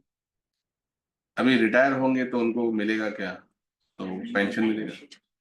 तो रिटायर होने के बाद 3 साल तो उन्होंने इंडिया में अपनी जिंदगी काटी, फिर बाद में उनको लगा कि अभी फॉरेन सेटल हो जाना है, ठीक है। उनके चाइल्ड फॉरेन में थे तो उन्होंने बोला कि फॉरेन चले जाते हैं, 4-5 साल वहां रह के आते हैं, ठीक है। तभी हुआ क्या बताएं, परमानेंटली वो शिफ्ट हो गए, कहाँ पे शिफ्ट हो गए, तो ऑस्ट्रेलिया शिफ्ट हो गए, ठीक है।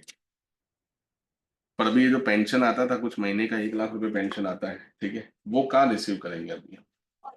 तो उन्होंने सोचा कि यार अभी इंडिया में तो ऐसा कुछ रहना नहीं है, तो एक काम करते हैं, ऑस्ट्रेलिया में बैंक अकाउंट ओपन कर देंगे और ऑस्ट्रेलिया का बैंक अकाउंट नंबर किसको दे देंगे, गवर्नमेंट ऑफ इंडिया को दे देंगे, पेमेंट पेंशन का वहां क्रेडिट होता रहेगा। तो टेक्निकली तो आप जॉब कर ही नहीं रहे हो, पैसा भी आप ऑस्ट्रेलिया में रिसीव कर रहे हो, सब कुछ ऑस्ट्रेलिया में ही हो रहा है, तो nothing will be taxable in India. तो गवर्नमेंट को क्या लगा पता है, बोले कुछ तो यहाँ पे मिसिंग है, ठीक है ना, क्या है, कुछ हमसे क्या हो रहा है, मिस हो रहा है। तो उन्होंने बोला कि इसको डीम्ड अराइज में डाल दो। क्यों, क्योंकि 1 लाख रुपए किस वजह से वो पार्टी कमा रही, बिकॉज वो जॉब तो पहले कहाँ करता था, इंडिया में ना, he was serving in India, तो उस केस में उसको टैक्स कहाँ देना पड़ेगा, इंडिया में देना। बोले सर अराइज इंडिया में नहीं हुआ है, तो कोई बात नहीं, डीम्ड अराइज इन इंडिया, ठीक है। तो ये आपको ध्यान रखना। तो ये 1 लाख रुपीज कहाँ टैक्सेबल होंगे बोलो, इन इंडिया के आउटसाइड इंडिया, इन इंडिया हम इसको क्या कर देंगे, टैक्स नहीं होगा ना, वो तो ट्रीट डबल टैक्सेशन हो जाएगा ना, फिर आपको रिलीफ का बेनिफिट मिल जाएगा। ये 1 lakh rupees Australian government tax लगाएगी इसके ऊपर, क्वेश्चन पूछेगी बट बाद में छोड़ देगी, ठीक है, टैक्स वो लोग लगाएंगे नहीं। डन। वो वहां पे जो आपको फॉर्म वगैरह डिस्क्लोज करना है वो आपको करना पड़ेगा। दूसरा एक एग्जांपल दे दो, से फॉर द एग्जांपल, मान लो मिस्टर एक्स से आगे, ठीक है, वो है ना यूएस में जो इंडियन हाई कमीशन है, ठीक है, मतलब इंडियन एम्बेसी है, वहां पे क्या करते हैं, जॉब करते हैं। तो मिस्टर एक्स है कौन, इंडियन सिटीजन, एंड वो इंडियन सिटीजन है, और mister x US high commission में इंडियन एम्बेसडर है, मतलब जो वहाँ का जो मेन ऑफिसर होता है वो मिस्टर एक्स है। तभी यूएस में इंडियन हाई कमीशन जो होगा, तो ये मिस्टर एक्स रहता कहाँ होगा, इंडिया में थोड़ी रहता होगा, वो तो रहता कहाँ होगा, यूएसए में रहता होगा, हाँ या ना। बट इसको सैलरी कौन देता होगा, इसको सैलरी कौन देता होगा, तो इसको सैलरी कौन देता होगा, गवर्नमेंट ऑफ इंडिया देता होगा ना। पर ये सैलरी रिसीव कहाँ हो रही है, पर आप इस सैलरी को किस कॉन्टेक्स्ट में अर्न कर रहे हो, इंडिया के कॉन्टेक्स्ट में ना। तो ये मिस्टर एक्स को भले ही सैलरी यूएस में मिल रही हो, बट वो टैक्सेबल कहाँ हो जाएगा, तो वो टैक्सेबल कहाँ पे हो जाएगा दोस्तों, इन इंडिया। क्यों, क्योंकि आप किस कॉन्टेक्स्ट में सर्विसेज दे रहे हो, इंडिया के कॉन्टेक्स्ट में ना, तो हम उसको इंडिया में क्या कर देंगे, टैक्स। मतलब जितने भी इंडियन सिटीजन्स, ध्यान से सुनना मेरी लैंग्वेज को, जितने भी कौन इंडियन सिटीजन यूएस में जो इंडियन एम्बेसी वहां पे जॉब करते हैं उनको जो सैलरी देता होगा वो कौन देता होगा? Government of India. तो वो सारे इंडियन सिटीजन को इनकम इंडिया में क्या हो जाएगी? टैक्स।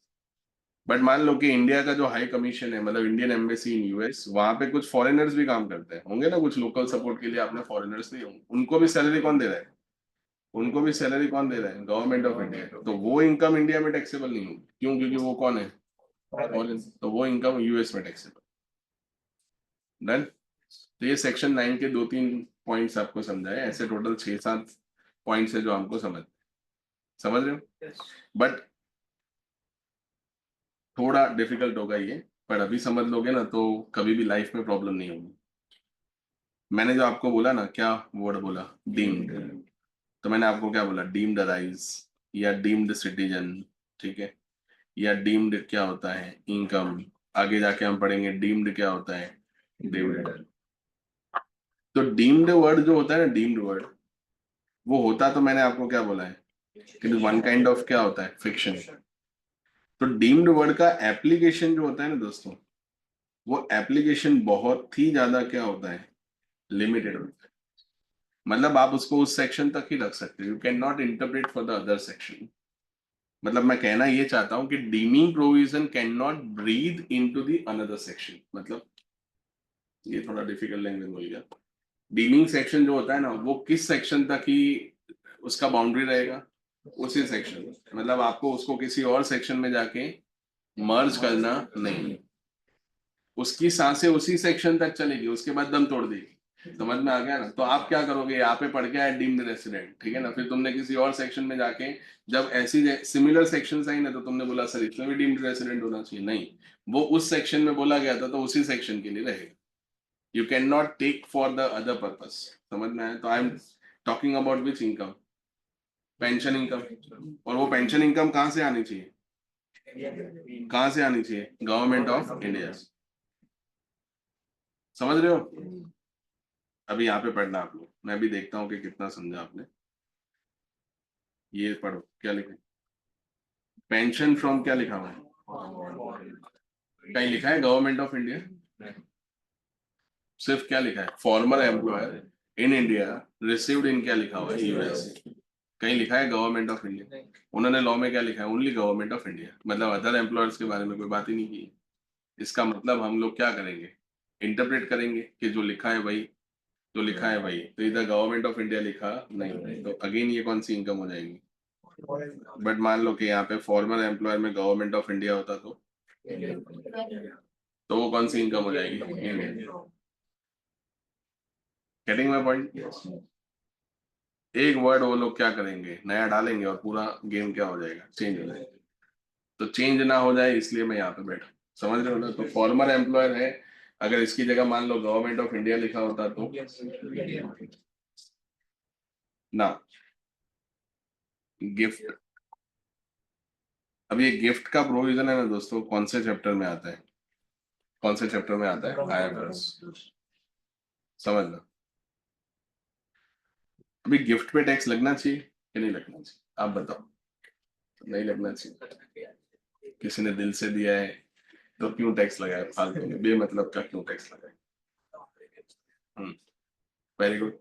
क्या लगता है, गिफ्ट अगर मान लो आपका बर्थडे है, बोले मान लो सर क्या है बर्थडे, ठीक है, और बर्थडे के दिन आपको किसी ने गिफ्ट दिया, तो क्या लगता है गिफ्ट कितनी वैल्यू का होना चाहिए?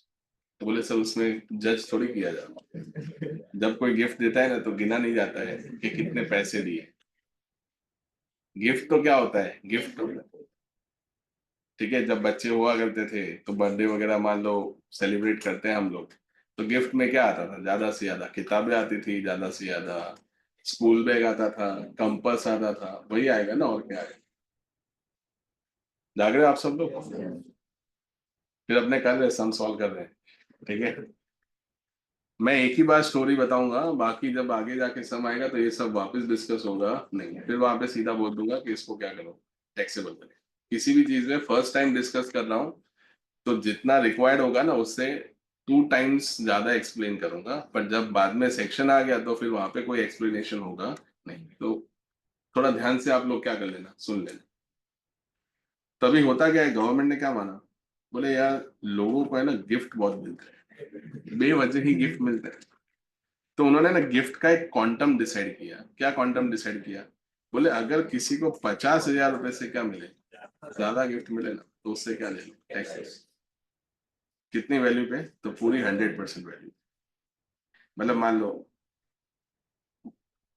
बर्थडे है आपका, ठीक है, सारे फ्रेंड्स को आपने क्या भेजा है, क्या भेजा है, इनविटेशन। जो इनविटेशन दिया था वो भी आए, जो इनविटेशन नहीं दिया था वो भी आए, फ्रेंड्स तो फ्रेंड्स होते हैं। अभी सब लोग आए, एक जने ने 4 लाख रुपए कैश गिफ्ट दिया। कितना? 4 लाख रुपए क्या दिया, कैश गिफ्ट। मतलब एक फ्रेंड आया, कितना गिफ्ट दिया, 4 लाख रुपीज। किसमें, कैश, रोकड़ा। एक जने ने 2 लाख रुपए, 1 लाख रुपए का क्या किया है, तो 1 लाख रुपए का क्या किया, पेटीएम। ठीक है, एक जने ने 1 लाख रुपए का क्या किया हुआ है, एक जने ने 8 लाख रुपए का क्या दिया हुआ है, तो 8 लाख रुपए का क्या दिया हुआ है, चेक। समझ रहे हो ना मैं क्या बोल, क्लियर है? बातें नहीं, यहाँ पे ध्यान। एक जने ने तो क्या किया बताए, 3 लाख रुपए के, 3 लाख रुपए के क्या दे दिए बताए, शेयर्स दे दिए, रिलायंस के शेयर्स गिफ्ट में दे दिए। बोला I am giving you not money, but I am giving you growth. क्या दे रहा हूँ मैं, ग्रोथ। 3 लाख रुपए के क्या दे रहा हूँ, शेयर्स। हो सकता है कि 1-2 साल में 3 लाख के कितने हो जाए, 6 लाख हो जाए, 30 लाख तो नहीं होंगे, 3 लाख के कितने हो जाए, 6 लाख हो जाए। मतलब बर्थडे, कितना पैसा मिला तुम समझे, 4+1+1+8 कितना मिला, 17 लाख रुपीज बर्थडे पे क्या मिला, गिफ्ट मिला। तो मेरे हिसाब से तो काम धंधा छोड़ के इस बर्थडे से काम काज छोड़ दो, जॉब छोड़ दो, बिजनेस क्या कर दो, बंद कर दो, एंड सेलिब्रेट बर्थडे। ठीक है ना, क्वार्टरली बर्थडे। इन ईयर कितना, कितना बर्थडे आता है, होता है ना वो, एक तो होता है डेट वाला बर्थडे, फिर एक होता है अलग वाला बर्थडे, एक होता है क्या, तो तिथि वाला बर्थडे। ठीक है, अलग अलग होता है, you are finding a reason to celebrate something. Okay ना, तो 4 बर्थडे आ रहे, गवर्नमेंट बोले 4 क्यों बे, 6 सेलिब्रेट करो। 4 की जगह कितना करो, 6। मंथली सेलिब्रेट करो ना, कोई हमको प्रॉब्लम नहीं। बट ये जो तुमने, ये जो क्या किया है, ये जो तुमने पूरा कार्यक्रम क्या किया है, बनाया है ना, क्या मतलब ये जो पूरा प्रोग्राम तुमने सेट किया है ना, कि जो गिफ्ट की आड़ में तुम क्या कर रहे हो, पेमेंट्स।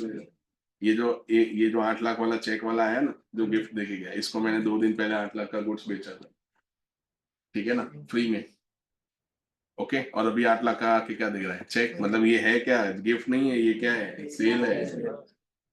पर गिफ्ट की आड़ में क्या हो रहा है, सेल हो रहा है। गवर्नमेंट बोले बहुत गिफ्ट मिल रहा है, कुछ करो नहीं तो दिक्कत हो जाएगी अपने। बाद में पता चला कि गिफ्ट ही गिफ्ट मिल रहा है, मतलब किसी ने मतलब किसी के बैंक अकाउंट में 50 करोड़ रुपए क्रेडिट हुआ है, ठीक है ना, गिफ्ट का। और उसने आइडिया फाइल किया कितने का, 5 लाख। तो बोले एक काम करो, 100% क्या करो, टैक्सेबल। तो इसको हम लोग क्या कर देंगे, पूरा टैक्सेबल कर देंगे अगर गिफ्ट मिला तो। हाँ, but there are some exceptions, कि इन केसेस में गिफ्ट मिलेगा तो नहीं टैक्सेबल होगा। देखो, नंबर 1, अगर आपको गिफ्ट मिला है किससे, फैमिली मेंबर। अभी फैमिली की डेफिनेशन वो मैं तब बताऊंगा, बहुत लिमिटेड फैमिली मेंबर्स ही। अगर उनसे गिफ्ट मिला होगा तो टैक्सेबल नहीं। मतलब मान लो कि पिताजी ने गिफ्ट दिया है, या मदर ने गिफ्ट दिया है, या फादर ने गिफ्ट दिया है, ब्रदर सिस्टर, उन लोगों ने क्या दिया है, गिफ्ट दिया है, स्पाउस ने दिया है या चाइल्ड ने दिया है, तो वो कवर्ड होगा नहीं, क्योंकि वो फैमिली मेंबर है, तो उनके केस में कवर्ड होगा नहीं। दूसरा, अगर आपको गिफ्ट मिला है कब, at the time of marriage, at the time of wedding, तो भी हम उसको टैक्सेबल नहीं करेंगे, बट शादी खुद की होनी चाहिए। है वेडिंग किसी और का, अगर गिफ्ट आपको मिल रहा है, ठीक है ना, तो उसको हम लोग क्या कर देंगे, taxable. At the time of क्या, वेडिंग। अभी ये लोग इतना लिखना भूल गए कि कौन सा वेडिंग, ठीक है, मतलब मान लो फर्स्ट है, सेकंड है, थर्ड है, कौन सा वेडिंग, ऐसा लिखो। ऐसा लिखना चाहिए, only one marriage is allowed, हाँ या ना। पर वो कुछ लिखा नहीं, मतलब मान लो कि फर्स्ट मैरिज था, ठीक है, सेकंड मैरिज हुआ, थर्ड मैरिज हुआ, तो उन सब मैरिज में क्या होगा, गिफ्ट क्या होगा, एग्जाम्पल। टैक्स प्लानिंग के चक्कर में फैमिली प्लानिंग नहीं बिगड़ना है, समझ में आ गया ना। बोले गिफ्ट मिलना चाहिए, गिफ्ट मिलेगा ना सर, तो मैरिज के टाइम पे गिफ्ट मिलता है तो वो पूरी तरह से क्या होता है, एग्जेम्प्ट हो सकता है ना ऐसा। मतलब मान लो सेकंड टाइम, अभी मान लो आपके पास बहुत सारा ब्लैक का पैसा है, ठीक है ना, तो ऐसा कुछ लोग प्लान करते थे, अभी नहीं करते हैं, ठीक है। मतलब क्या होगा, मान लो आपके पास बहुत सारा ब्लैक का पैसा पड़ा है, तो तुमने बोला कि इसको कैसे एडजस्ट करो, तो बोले एक काम करो, मैरिज रखो। क्या रखो? मैरिज रखो। लोग पार्टी रखते, तुमने सीधा मैरिज ही रखा। तो बोले मैरिज रखो और सब लोगों को क्या भेजो, इनविटेशन, ठीक है। तुमने सबको लोगों को क्या भेजा, इनविटेशन भेजा। तो सर सेकंड मैरिज होगा तो वो जो फर्स्ट मैरिज हुआ उसका क्या, जिससे फर्स्ट मैरिज हुआ था उसी से सेकंड मैरिज करने का। अभी तुम ऐसा बोलोगे घर जाके कि दूसरा शादी करना है, तो जैसे ही वो सेंटेंस कंप्लीट होगा, ठीक है ना, उससे पहले 4-5 पढ़ चुकी हूँ, the moment that sentence completed, तो वो क्या होता है कि फास्ट ट्रैक 2-4 जो भी हाथ में होगा वो आ जाएगा। तो तुमको थोड़ा सेटअप कर, मेरा कोई प्लान नहीं है। तुम लोग बोले सर आपके पास हर चीज का ड्रीम, मेरा कोई प्लान नहीं है, बट थोड़ा है ना आपको डेकोरेट करके बोलना होता है, ठीक है ना। क्या बोलोगे, तो आप थोड़ा ऐसा इस तरह से प्लान करके बोलोगे कि पहला वाला शादी ऐसा नहीं है कि ठीक से नहीं हुआ था इसलिए दूसरा बार करना है, ठीक है, पर अपने को ऐसा बोलने का कि हम एक काम करते हैं, 25th ईयर्स हो गए, तो बोले कौन सा वाला होता है, सिल्वर, सिल्वर जुबली होता है, ठीक है ना। तो अभी सिल्वर जुबली है तो उसके उसमें काम करते हैं कि सेकंड क्या होता है, सेकंड टाइम शादी करते हैं, ठीक है, उसी व्यक्ति से करते हैं, तो उनको थोड़ा अच्छा भी लगेगा, बोले यार ये तो रोमांटिक बात कर दी एकदम। पर तुम ऐसा बोलोगे दूसरी शादी करोगे तो उससे पहले खत्म, तुम्हारा इंटेंशन उसी से करने का था, तुम समझो, बट वो सेंटेंस का फ्रेमिंग और सेंटेंस का फैब्रिकेशन ठीक से होना चाहिए, शब्दों का जो चयन होता है ना, तो वो तुमने ठीक से किया, बोले तुमसे ही दूसरी बार करनी, तो देखो मूड भी ठीक रहेगा, ठीक है, और लगे यार तो वो जो तुम्हारा ब्लैक का पैसा पड़ा है वो भी क्या होगा, एडजस्ट हो जाएगा। तो मैं वो होगा कैसे से, तो सब लोगों को खाने पे बुलाया आपने, ठीक है ना, तो उसको क्या देने का, वो जो कैश का पूरा होता है ना एनवलप, वो उसको दे देने, और उसको बोलने का देखने का नहीं होता, क्योंकि एक एनवलप में 2 लाख रुपए, अभी वो देख लेगा गलती से तो खाना थोड़ी खाएगा, सीधा घर चला जाएगा। बोले अपने को तो मुफ्त का क्या मिला, 2 लाख मिला, तो उसको एनवलप देने का, और वो जो एनवलप है ना उसको बोलने का कि वो जो डिश काउंटर होता है ना वहां पे जाके सबमिट करने का, तो डिश मिलेगा, नहीं तो नहीं मिलेगा। एनवलप मान लो भूल गए तो उसको क्या करने का, प्लेट नहीं देने का। तभी हुआ क्या, तुमको क्या मिला, गिफ्ट कब मिला, शादी के टाइम पे मिला ना, तो पूरी तरह से क्या है, टैक्स। पर शादी किसका होना चाहिए, टैक्स पेयर का होना चाहिए, अपना नहीं भाई, टैक्स पेयर। शादी किसका होना चाहिए, अपना, अपना थोड़ी बोल रहा हूँ, किसका होना चाहिए, टैक्स पेयर का क्या होना चाहिए शादी में। मान लो आपको स्कॉलरशिप मिला है, क्या मिला है दोस्तों, स्कॉलरशिप, ठीक है, तो अभी स्कॉलरशिप किसको मिलता है, तो स्कॉलर को मिलता है, नाम में ही लिखा है स्कॉलरशिप, इंडिया में क्या थोड़ा प्रॉब्लम ज्यादा, स्कॉलरशिप सबको मिलता है, ठीक है ना। स्कॉलरशिप किसको मिलता है, स्कॉलर। तो मान लो कि मिस्टर एक्स है, उनका सन जो है वो AIR लेके आया है JEE में, ठीक है ना, ज्वाइंट एंट्रेंस एग्जाम में AIR कौन सा आया है, AIR कौन सा है 1, ऑल इंडिया रैंक कौन सा है 1, ठीक है।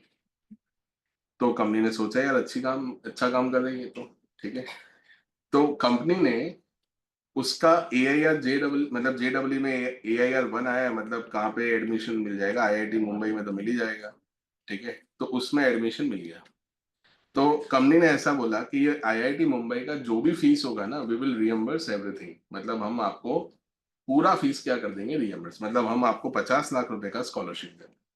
तो बताओ ये क्या है, ये गिफ्ट है, ये द काइंड ऑफ ग्रेटिट्यूड ना, कंपनी ने दिया तो इसके ऊपर कोई टैक्स लगेगा नहीं। किसी ने विल लेटर में ऐसा लिखा है कि मुझे ये गिफ्ट इनको देना है, तो भी कुछ टैक्स लगेगा नहीं, मतलब विल होता है ना, मरने वाले की क्या आखिरी इच्छा थी कि वो असेट आपको मिल जाए, तो हम उस पर भी कोई टैक्स लगाएंगे। तो यहाँ पे देखो क्या लिखा है, ध्यान से पढ़ना, मैंने सब बता, gift in foreign currency from a relative received in क्या है, इंडिया, तो ये टैक्सेबल होगा प्रोवाइडेड 50,000 से ज्यादा होना चाहिए। तो ये अमाउंट याद दे रखिए, कितना है 80, मतलब मोर देन 50,000 है ना, तो 100% क्या हो जाएगा टैक्स, 50,000 से ज्यादा होगा तो क्या मिलेगा, टैक्सेबल, डन। ये तो यार, अगर मैं इसको टैक्सेबल नहीं करूंगा तो लोग आतंक मचा देंगे, गिफ्ट पे गिफ्ट दिए जा रहे हैं। अभी तक तो कैश में गिफ्ट मिलता था, किसी ने तो क्या गिफ्ट में दे दिया, इमूवेबल प्रॉपर्टी। मतलब मान लो 12 करोड़ का एक शोरूम था, तो तुमने तुम्हारे फ्रेंड के नाम पे कर दिया। क्या? 12 करोड़ का शोरूम किसके नाम पे कर दिया? फ्रेंड के नाम। फिर डिपार्टमेंट ने आके पूछा, बोले ये क्या है? बोले सर ये गिफ्ट है। क्या है? गिफ्ट। बोले ऐसे कौन गिफ्ट देता है? बोले सर मैं देता हूँ ना गिफ्ट। तो कुछ करना पड़ेगा ना, ये 12 करोड़ क्या करना पड़ेगा? टैक्सेबल करना पड़ेगा। किसके हाथ में? जिसने गिफ्ट दिया उसको, कि जिसको गिफ्ट मिला? जिसको गिफ्ट मिला दिया उसको थोड़ी टैक्सेबल करेंगे। ठीक है, वो तो बोले गिफ्ट भी चला गया और तुम क्या मांग रहे हो? टैक्स भी मांग रहे हो। चलो इसको सॉल्व करो। टेबल बनाना है, कैसे बनाएंगे टेबल, ध्यान देना।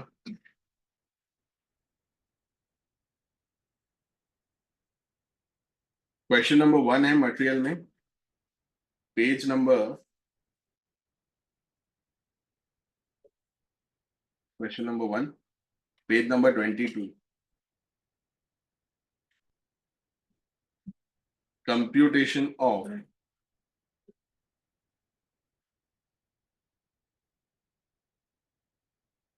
Computation of total income, particulars.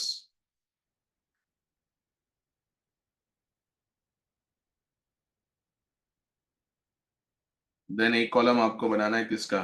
Nature का।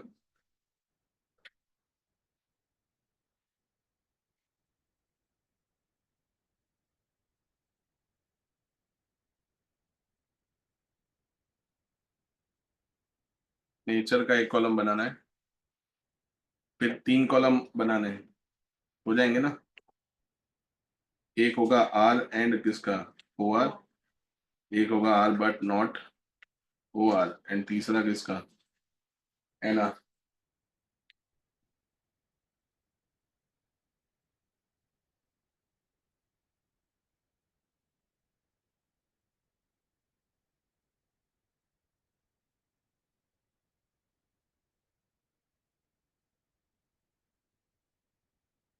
हो गया?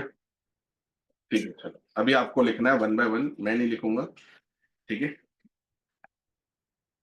नेचर में हम लोग क्या फाइंड करेंगे? इंडियन या तो फॉरेन। बिजनेस इनकम फ्रॉम क्या दिया हुआ है? तो बिजनेस इनकम फ्रॉम कहाँ से दिया हुआ है? यूएस। रिसीव्ड कहाँ पे हुआ है? Received in US, in India. ठीक है, तो लिखो business income from USA.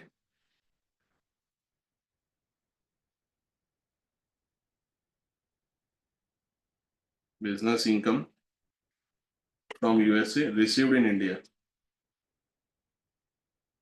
Nature में क्या आएगा? इंडियन। तो इंडियन होता है तो क्या होता है बोलो? तीनों में टैक्सेबल, तो तीनों में लिख दो 10,000 10,000 10,000।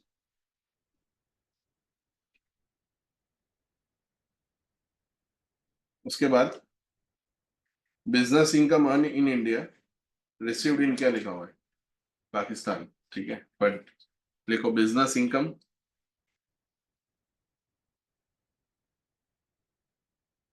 Business income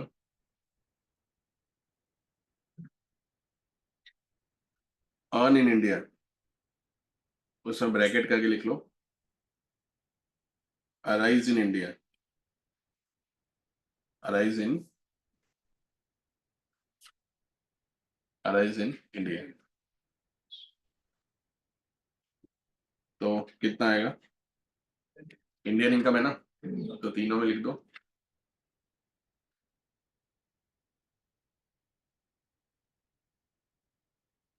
20,000 20,000 20,000। नेक्स्ट, फिर क्या दिया हुआ है? Salary income from a company of UK situated in कहाँ पे है? इंडिया। तभी कम, जॉब तो आपका इंडिया में ही है ना। ठीक है, तो लिखो salary income,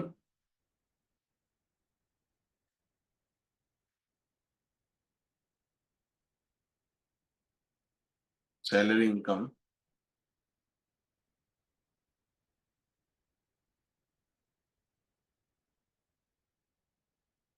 salary income from a foreign company from a foreign company,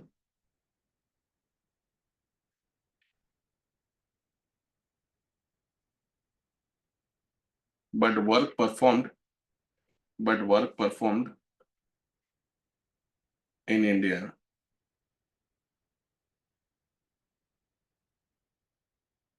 तो उसमें ब्रैकेट करके लिखो arise in India, bracket complete. Income कौन सा होगा? इंडियन। तो इंडियन में क्या करेंगे हम? तीनों में taxable 15,000।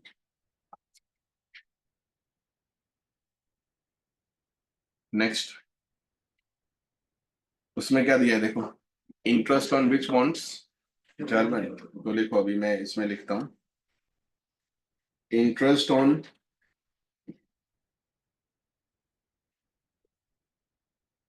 German development bonds. Okay, तो उसके दो पार्ट करने। पहला कौन सा इनकम होगा? इंडियन। एंड दूसरा कौन सा होगा? फॉरेन। तो इंडियन कितना है? मतलब टू फिफ्थ था ना, तो मैं 40% कर दूं? ठीक है, तो चलेगा ना 40, एंड यहाँ पे कितना होगा? 60। ओके, समझ रहे हो ना? तो इधर नेचर में भी क्या लिख लेना, इंडियन, एंड यहाँ पे क्या आएगा? फॉरेन। अभी थोड़ा ध्यान से करना, इंडियन इनकम क्या होगा? सब में टैक्सेबल, तो कितना है अमाउंट इंडियन इनकम का? 24,000 सब में टैक्सेबल। तो बचा कितना रहा बाकी का? तो बाकी का बचा कितना? 36, बट वो सिर्फ किस में होगा? आर एंड किस में होगा? O are.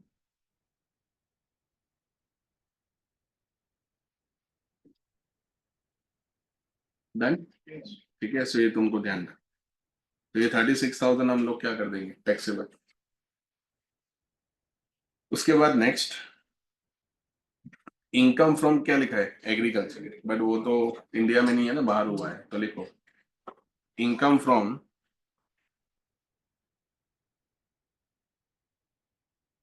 Income from agriculture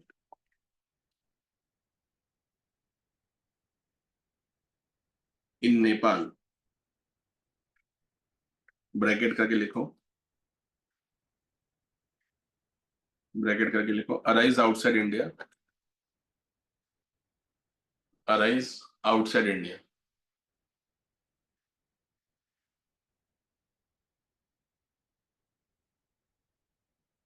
फिर ब्रैकेट कंप्लीट। अमाउंट कितना आएगा? 1,81,000। फॉरेन है इनकम, सिर्फ कौन सी इनकम होगी? फॉरेन। तो 181 सिर्फ किस में करोगे आप?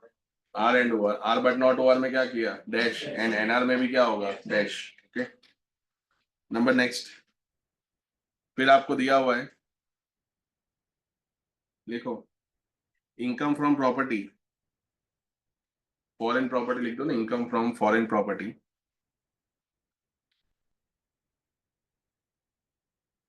Income from foreign property.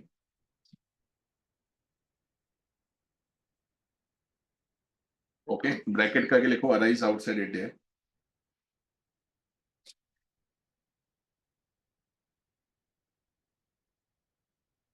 Arise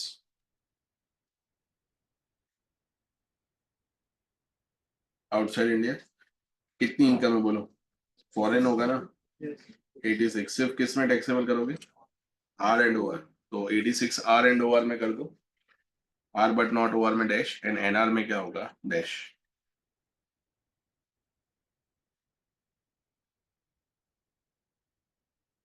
next, income earn from business in क्या लिखा हुआ है? यूएई। ठीक है, तो लिखो फॉरेन बिजनेस इनकम,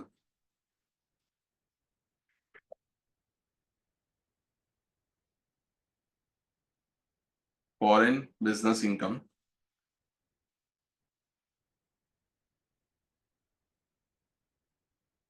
उसमें ब्रैकेट करके लिखो,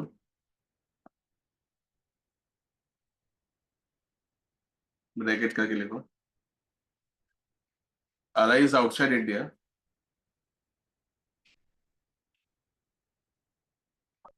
अराइज आउटसाइड इंडिया,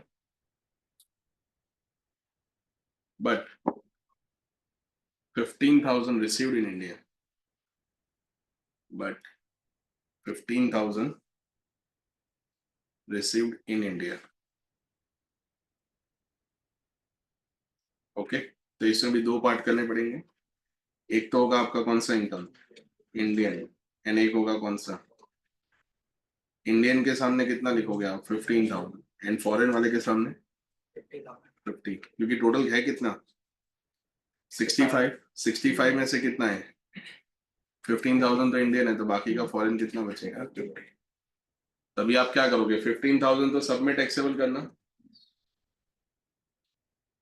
समझ रहे हो आप लोग, 15,000 आपको सब में टैक्सेबल करना है, तो बचा कितना 50।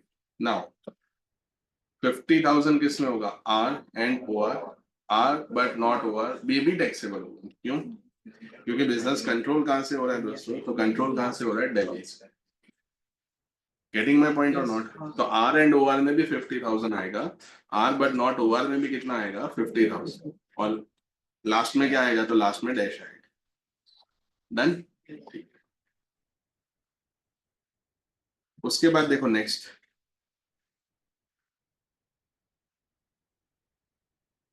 प्रॉफिट फ्रॉम क्या लिखा हुआ है, बिजनेस, तो लिखो business income,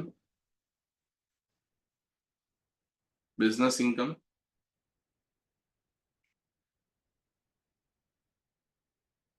in India,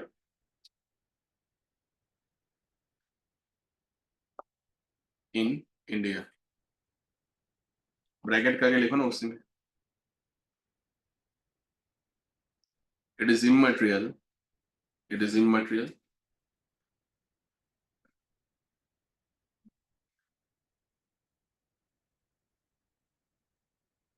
that it is managed from outside India, that it is managed from outside India.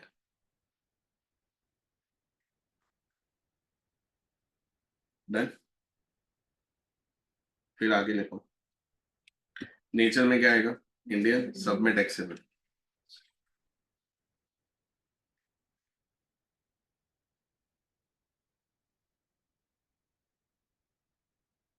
Next, profit on sale of क्या लिखा हुआ है, बिल्डिंग, तो लिखो profit on sale of building,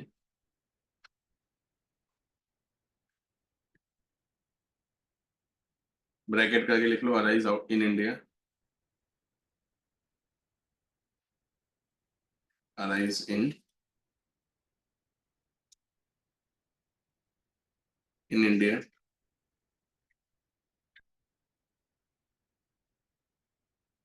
amount में मतलब नेचर में क्या आएगा, इंडियन इनकम, सब में टैक्सेबल 14,80,000।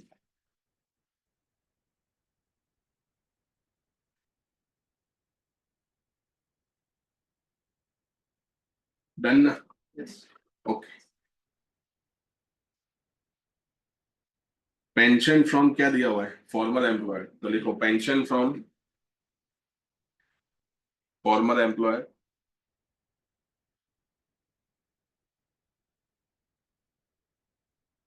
उसमें ब्रैकेट करके लिखो received outside India, received outside India,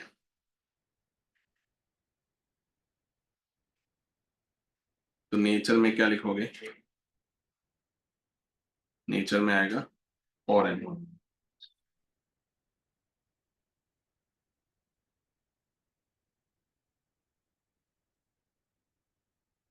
सिर्फ किस में टैक्सेबल होगा, R and or.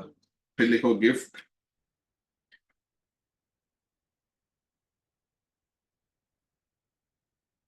Gift in excess of ₹50,000, provision के साथ लिखो gift in excess of ₹50,000,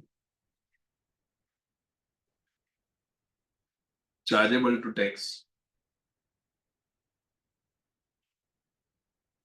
chargeable to tax.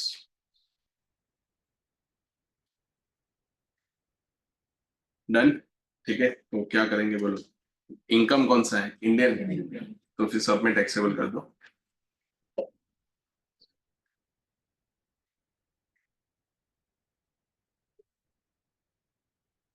80,000 है, सॉरी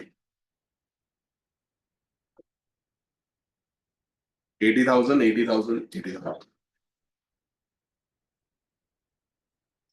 अभी करो, टोटल करो और चलो मुझे बताओ क्या आंसर आ रहा है। पहले का कितना आ रहा है, 19 लाख, 20 लाख, 60,000। सेकेंड का 17 लाख 21 एंड थर्ड का आ रहा है इतना। ये आर एंड ओवर का है, ये आर बट नॉट किसका है, ओवर का, एंड ये किसका है, एन आर। आ रहा है इतना सबका 16,71,000। तो सर हर बार तो हमारा दोनों का सेम आता है, इस बार अलग क्यों आया, वो बिजनेस कंट्रोल किया ना आपने इंडिया से, उसकी वजह से अलग अलग आया। ठीक है,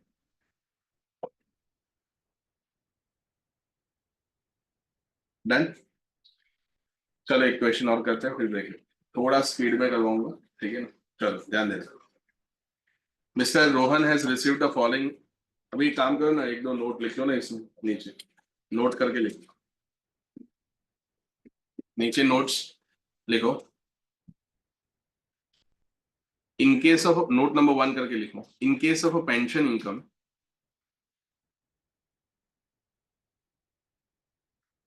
for the services, for the services performed in India,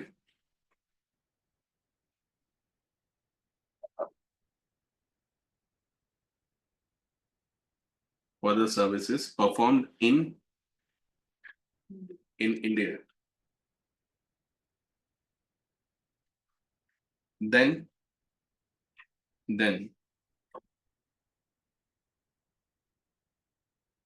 it is treated as foreign income. However,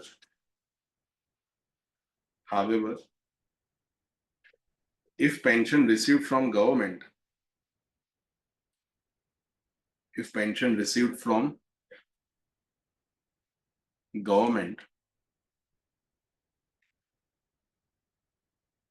then it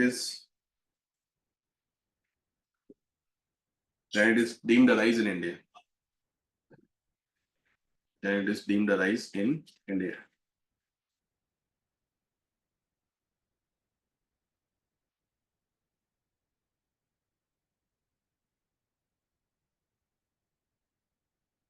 Done. See, इतना काफी है, वो गिफ्ट वाला तो आपको लिखवा दिया था। चलो क्वेश्चन नंबर 2, आप लोग टेबल बना दो ना, as it is computation of total income, फिर नेचर का एक, फिर ऑर्डिनरी आर एंड ओवर, फिर R but not over, and third non resident. Same table बनाना है जो अभी प्रीवियस क्वेश्चन में बनाया हमने।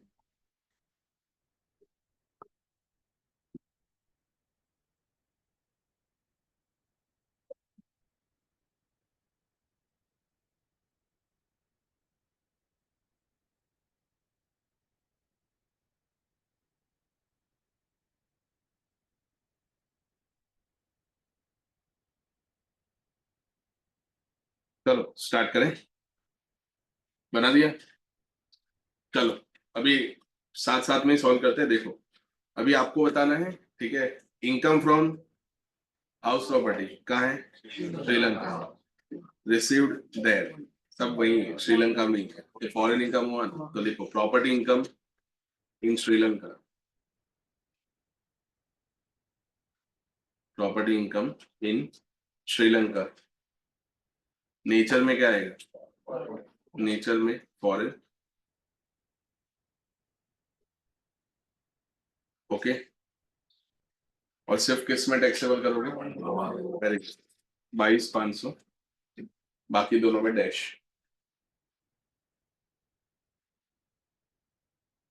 देखो ये तो बिल्कुल फुल टॉस है। इनकम फ्रॉम क्या लिखा है, तो ये टैक्सेबल इंडिया में ही होगा। तो देखो income from salary in India, उसमें ब्रैकेट करके लिखो अराइज इन इंडिया।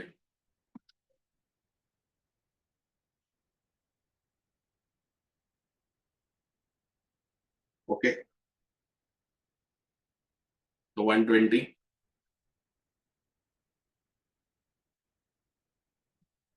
डन ना। आगे डिविडेंड फ्रॉम कहाँ से मिला है? ये भी फुल टॉस। इंडियन कंपनी से डिविडेंड मिलता है तो पैसा तो इंडियन मार्केट में लगाया होगा ना, ठीक है, तो करो taxable. Dividend from Indian company, bracket करके लिखो arise in India, bracket complete.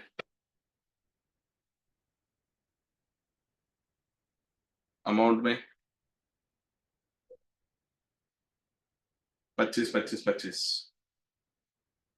ठीक। अभी इनकम फ्रॉम देखो क्या लिखा है, बिजनेस इन का लिखा हुआ है नेपाल, बीइंग कंट्रोल फ्रॉम क्या लिखा हुआ है इंडिया, ये आ गया देखो वही। तो बिजनेस फॉरेन बिजनेस है ये, ठीक है ना, तो लिखो business income from a foreign country, bracket करके लिखो arise outside India,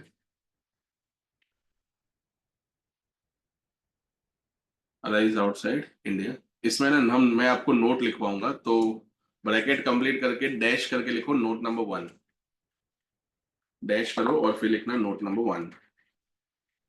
okay, nature में क्या आएगा बोलो, नेचर में क्या आएगा फॉरेन। किसमें टैक्सेबल होगा दोस्तों, देखो एक होगा आर एंड ओ आर में, R but not O R 37,500 37,500, and NR में क्या होगा,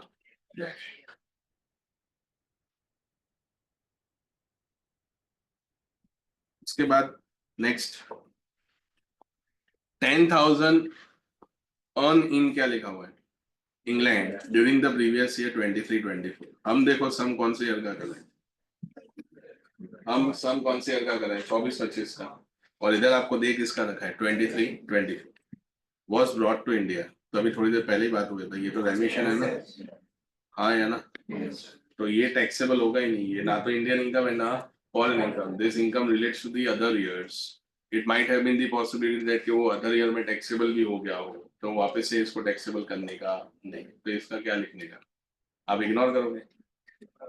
देखो प्रोफेशनल एग्जाम में जो करते हो उसका भी जस्टिफिकेशन होता है, जो नहीं करते हो उसका भी जस्टिफिकेशन। अभी तुमने क्या किया, बोले ये तो एग्जाम होता है, इतना तो मालूम चलना चाहिए। इंस्टीट्यूट ने बोला तू आना जून 26 में, आ रहा है तुमको समझ में, तेरा काम नहीं था। तो जो इग्नोर करोगे उसका भी क्या लिखने का, नोट, जो लिखोगे उसका भी नोट, हर चीज का क्या जस्टिफिकेशन एंड नोट होना क्या है जरूर, उसके बिना काम नहीं चलेगा। तो इसका मैं आपको क्या लिखवाऊंगा, नोट लिखवाऊंगा, तो वहां पे लिख लो रेमिशन, रेमिशन टू इंडिया, फिर उसमें लिख लो नोट नंबर, नोट नंबर कौन सा था 2 ना, अमाउंट में सब में डैश डैश डैश,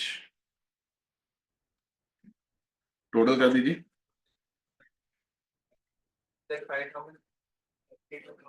2,05,000, 1,82,500 एंड इतना आ रहा है सब लोगों का, ठीक। चलो अभी नोट लिखना,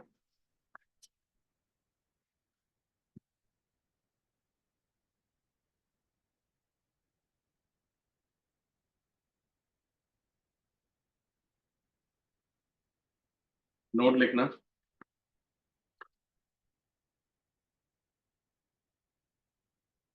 उसमें लिखो नोट नंबर 1 लिखो, as per section 5, as per section 5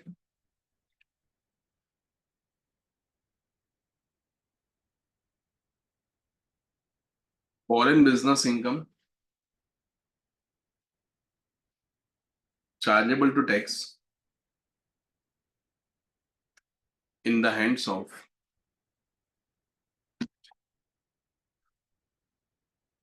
in the hands of are but not over, are but not over, if business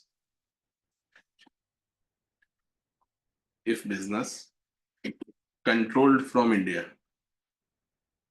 if business controlled from India.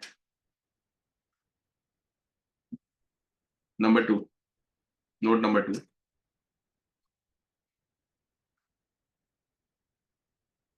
उसमें लिखो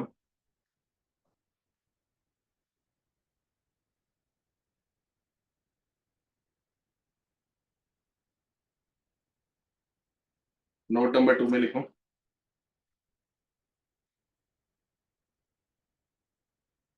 उसमें लिखो past year income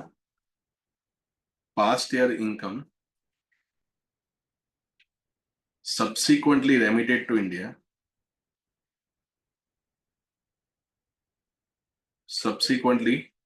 to India, not chargeable to tax.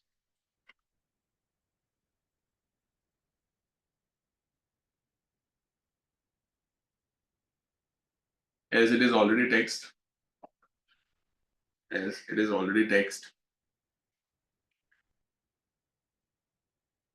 in past years.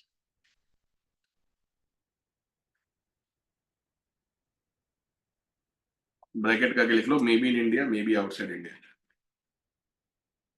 May be in India, may be outside India, bracket complete, done. ठीक है, अभी ले लो break, मिलते हैं ब्रेक के बाद, ठीक है।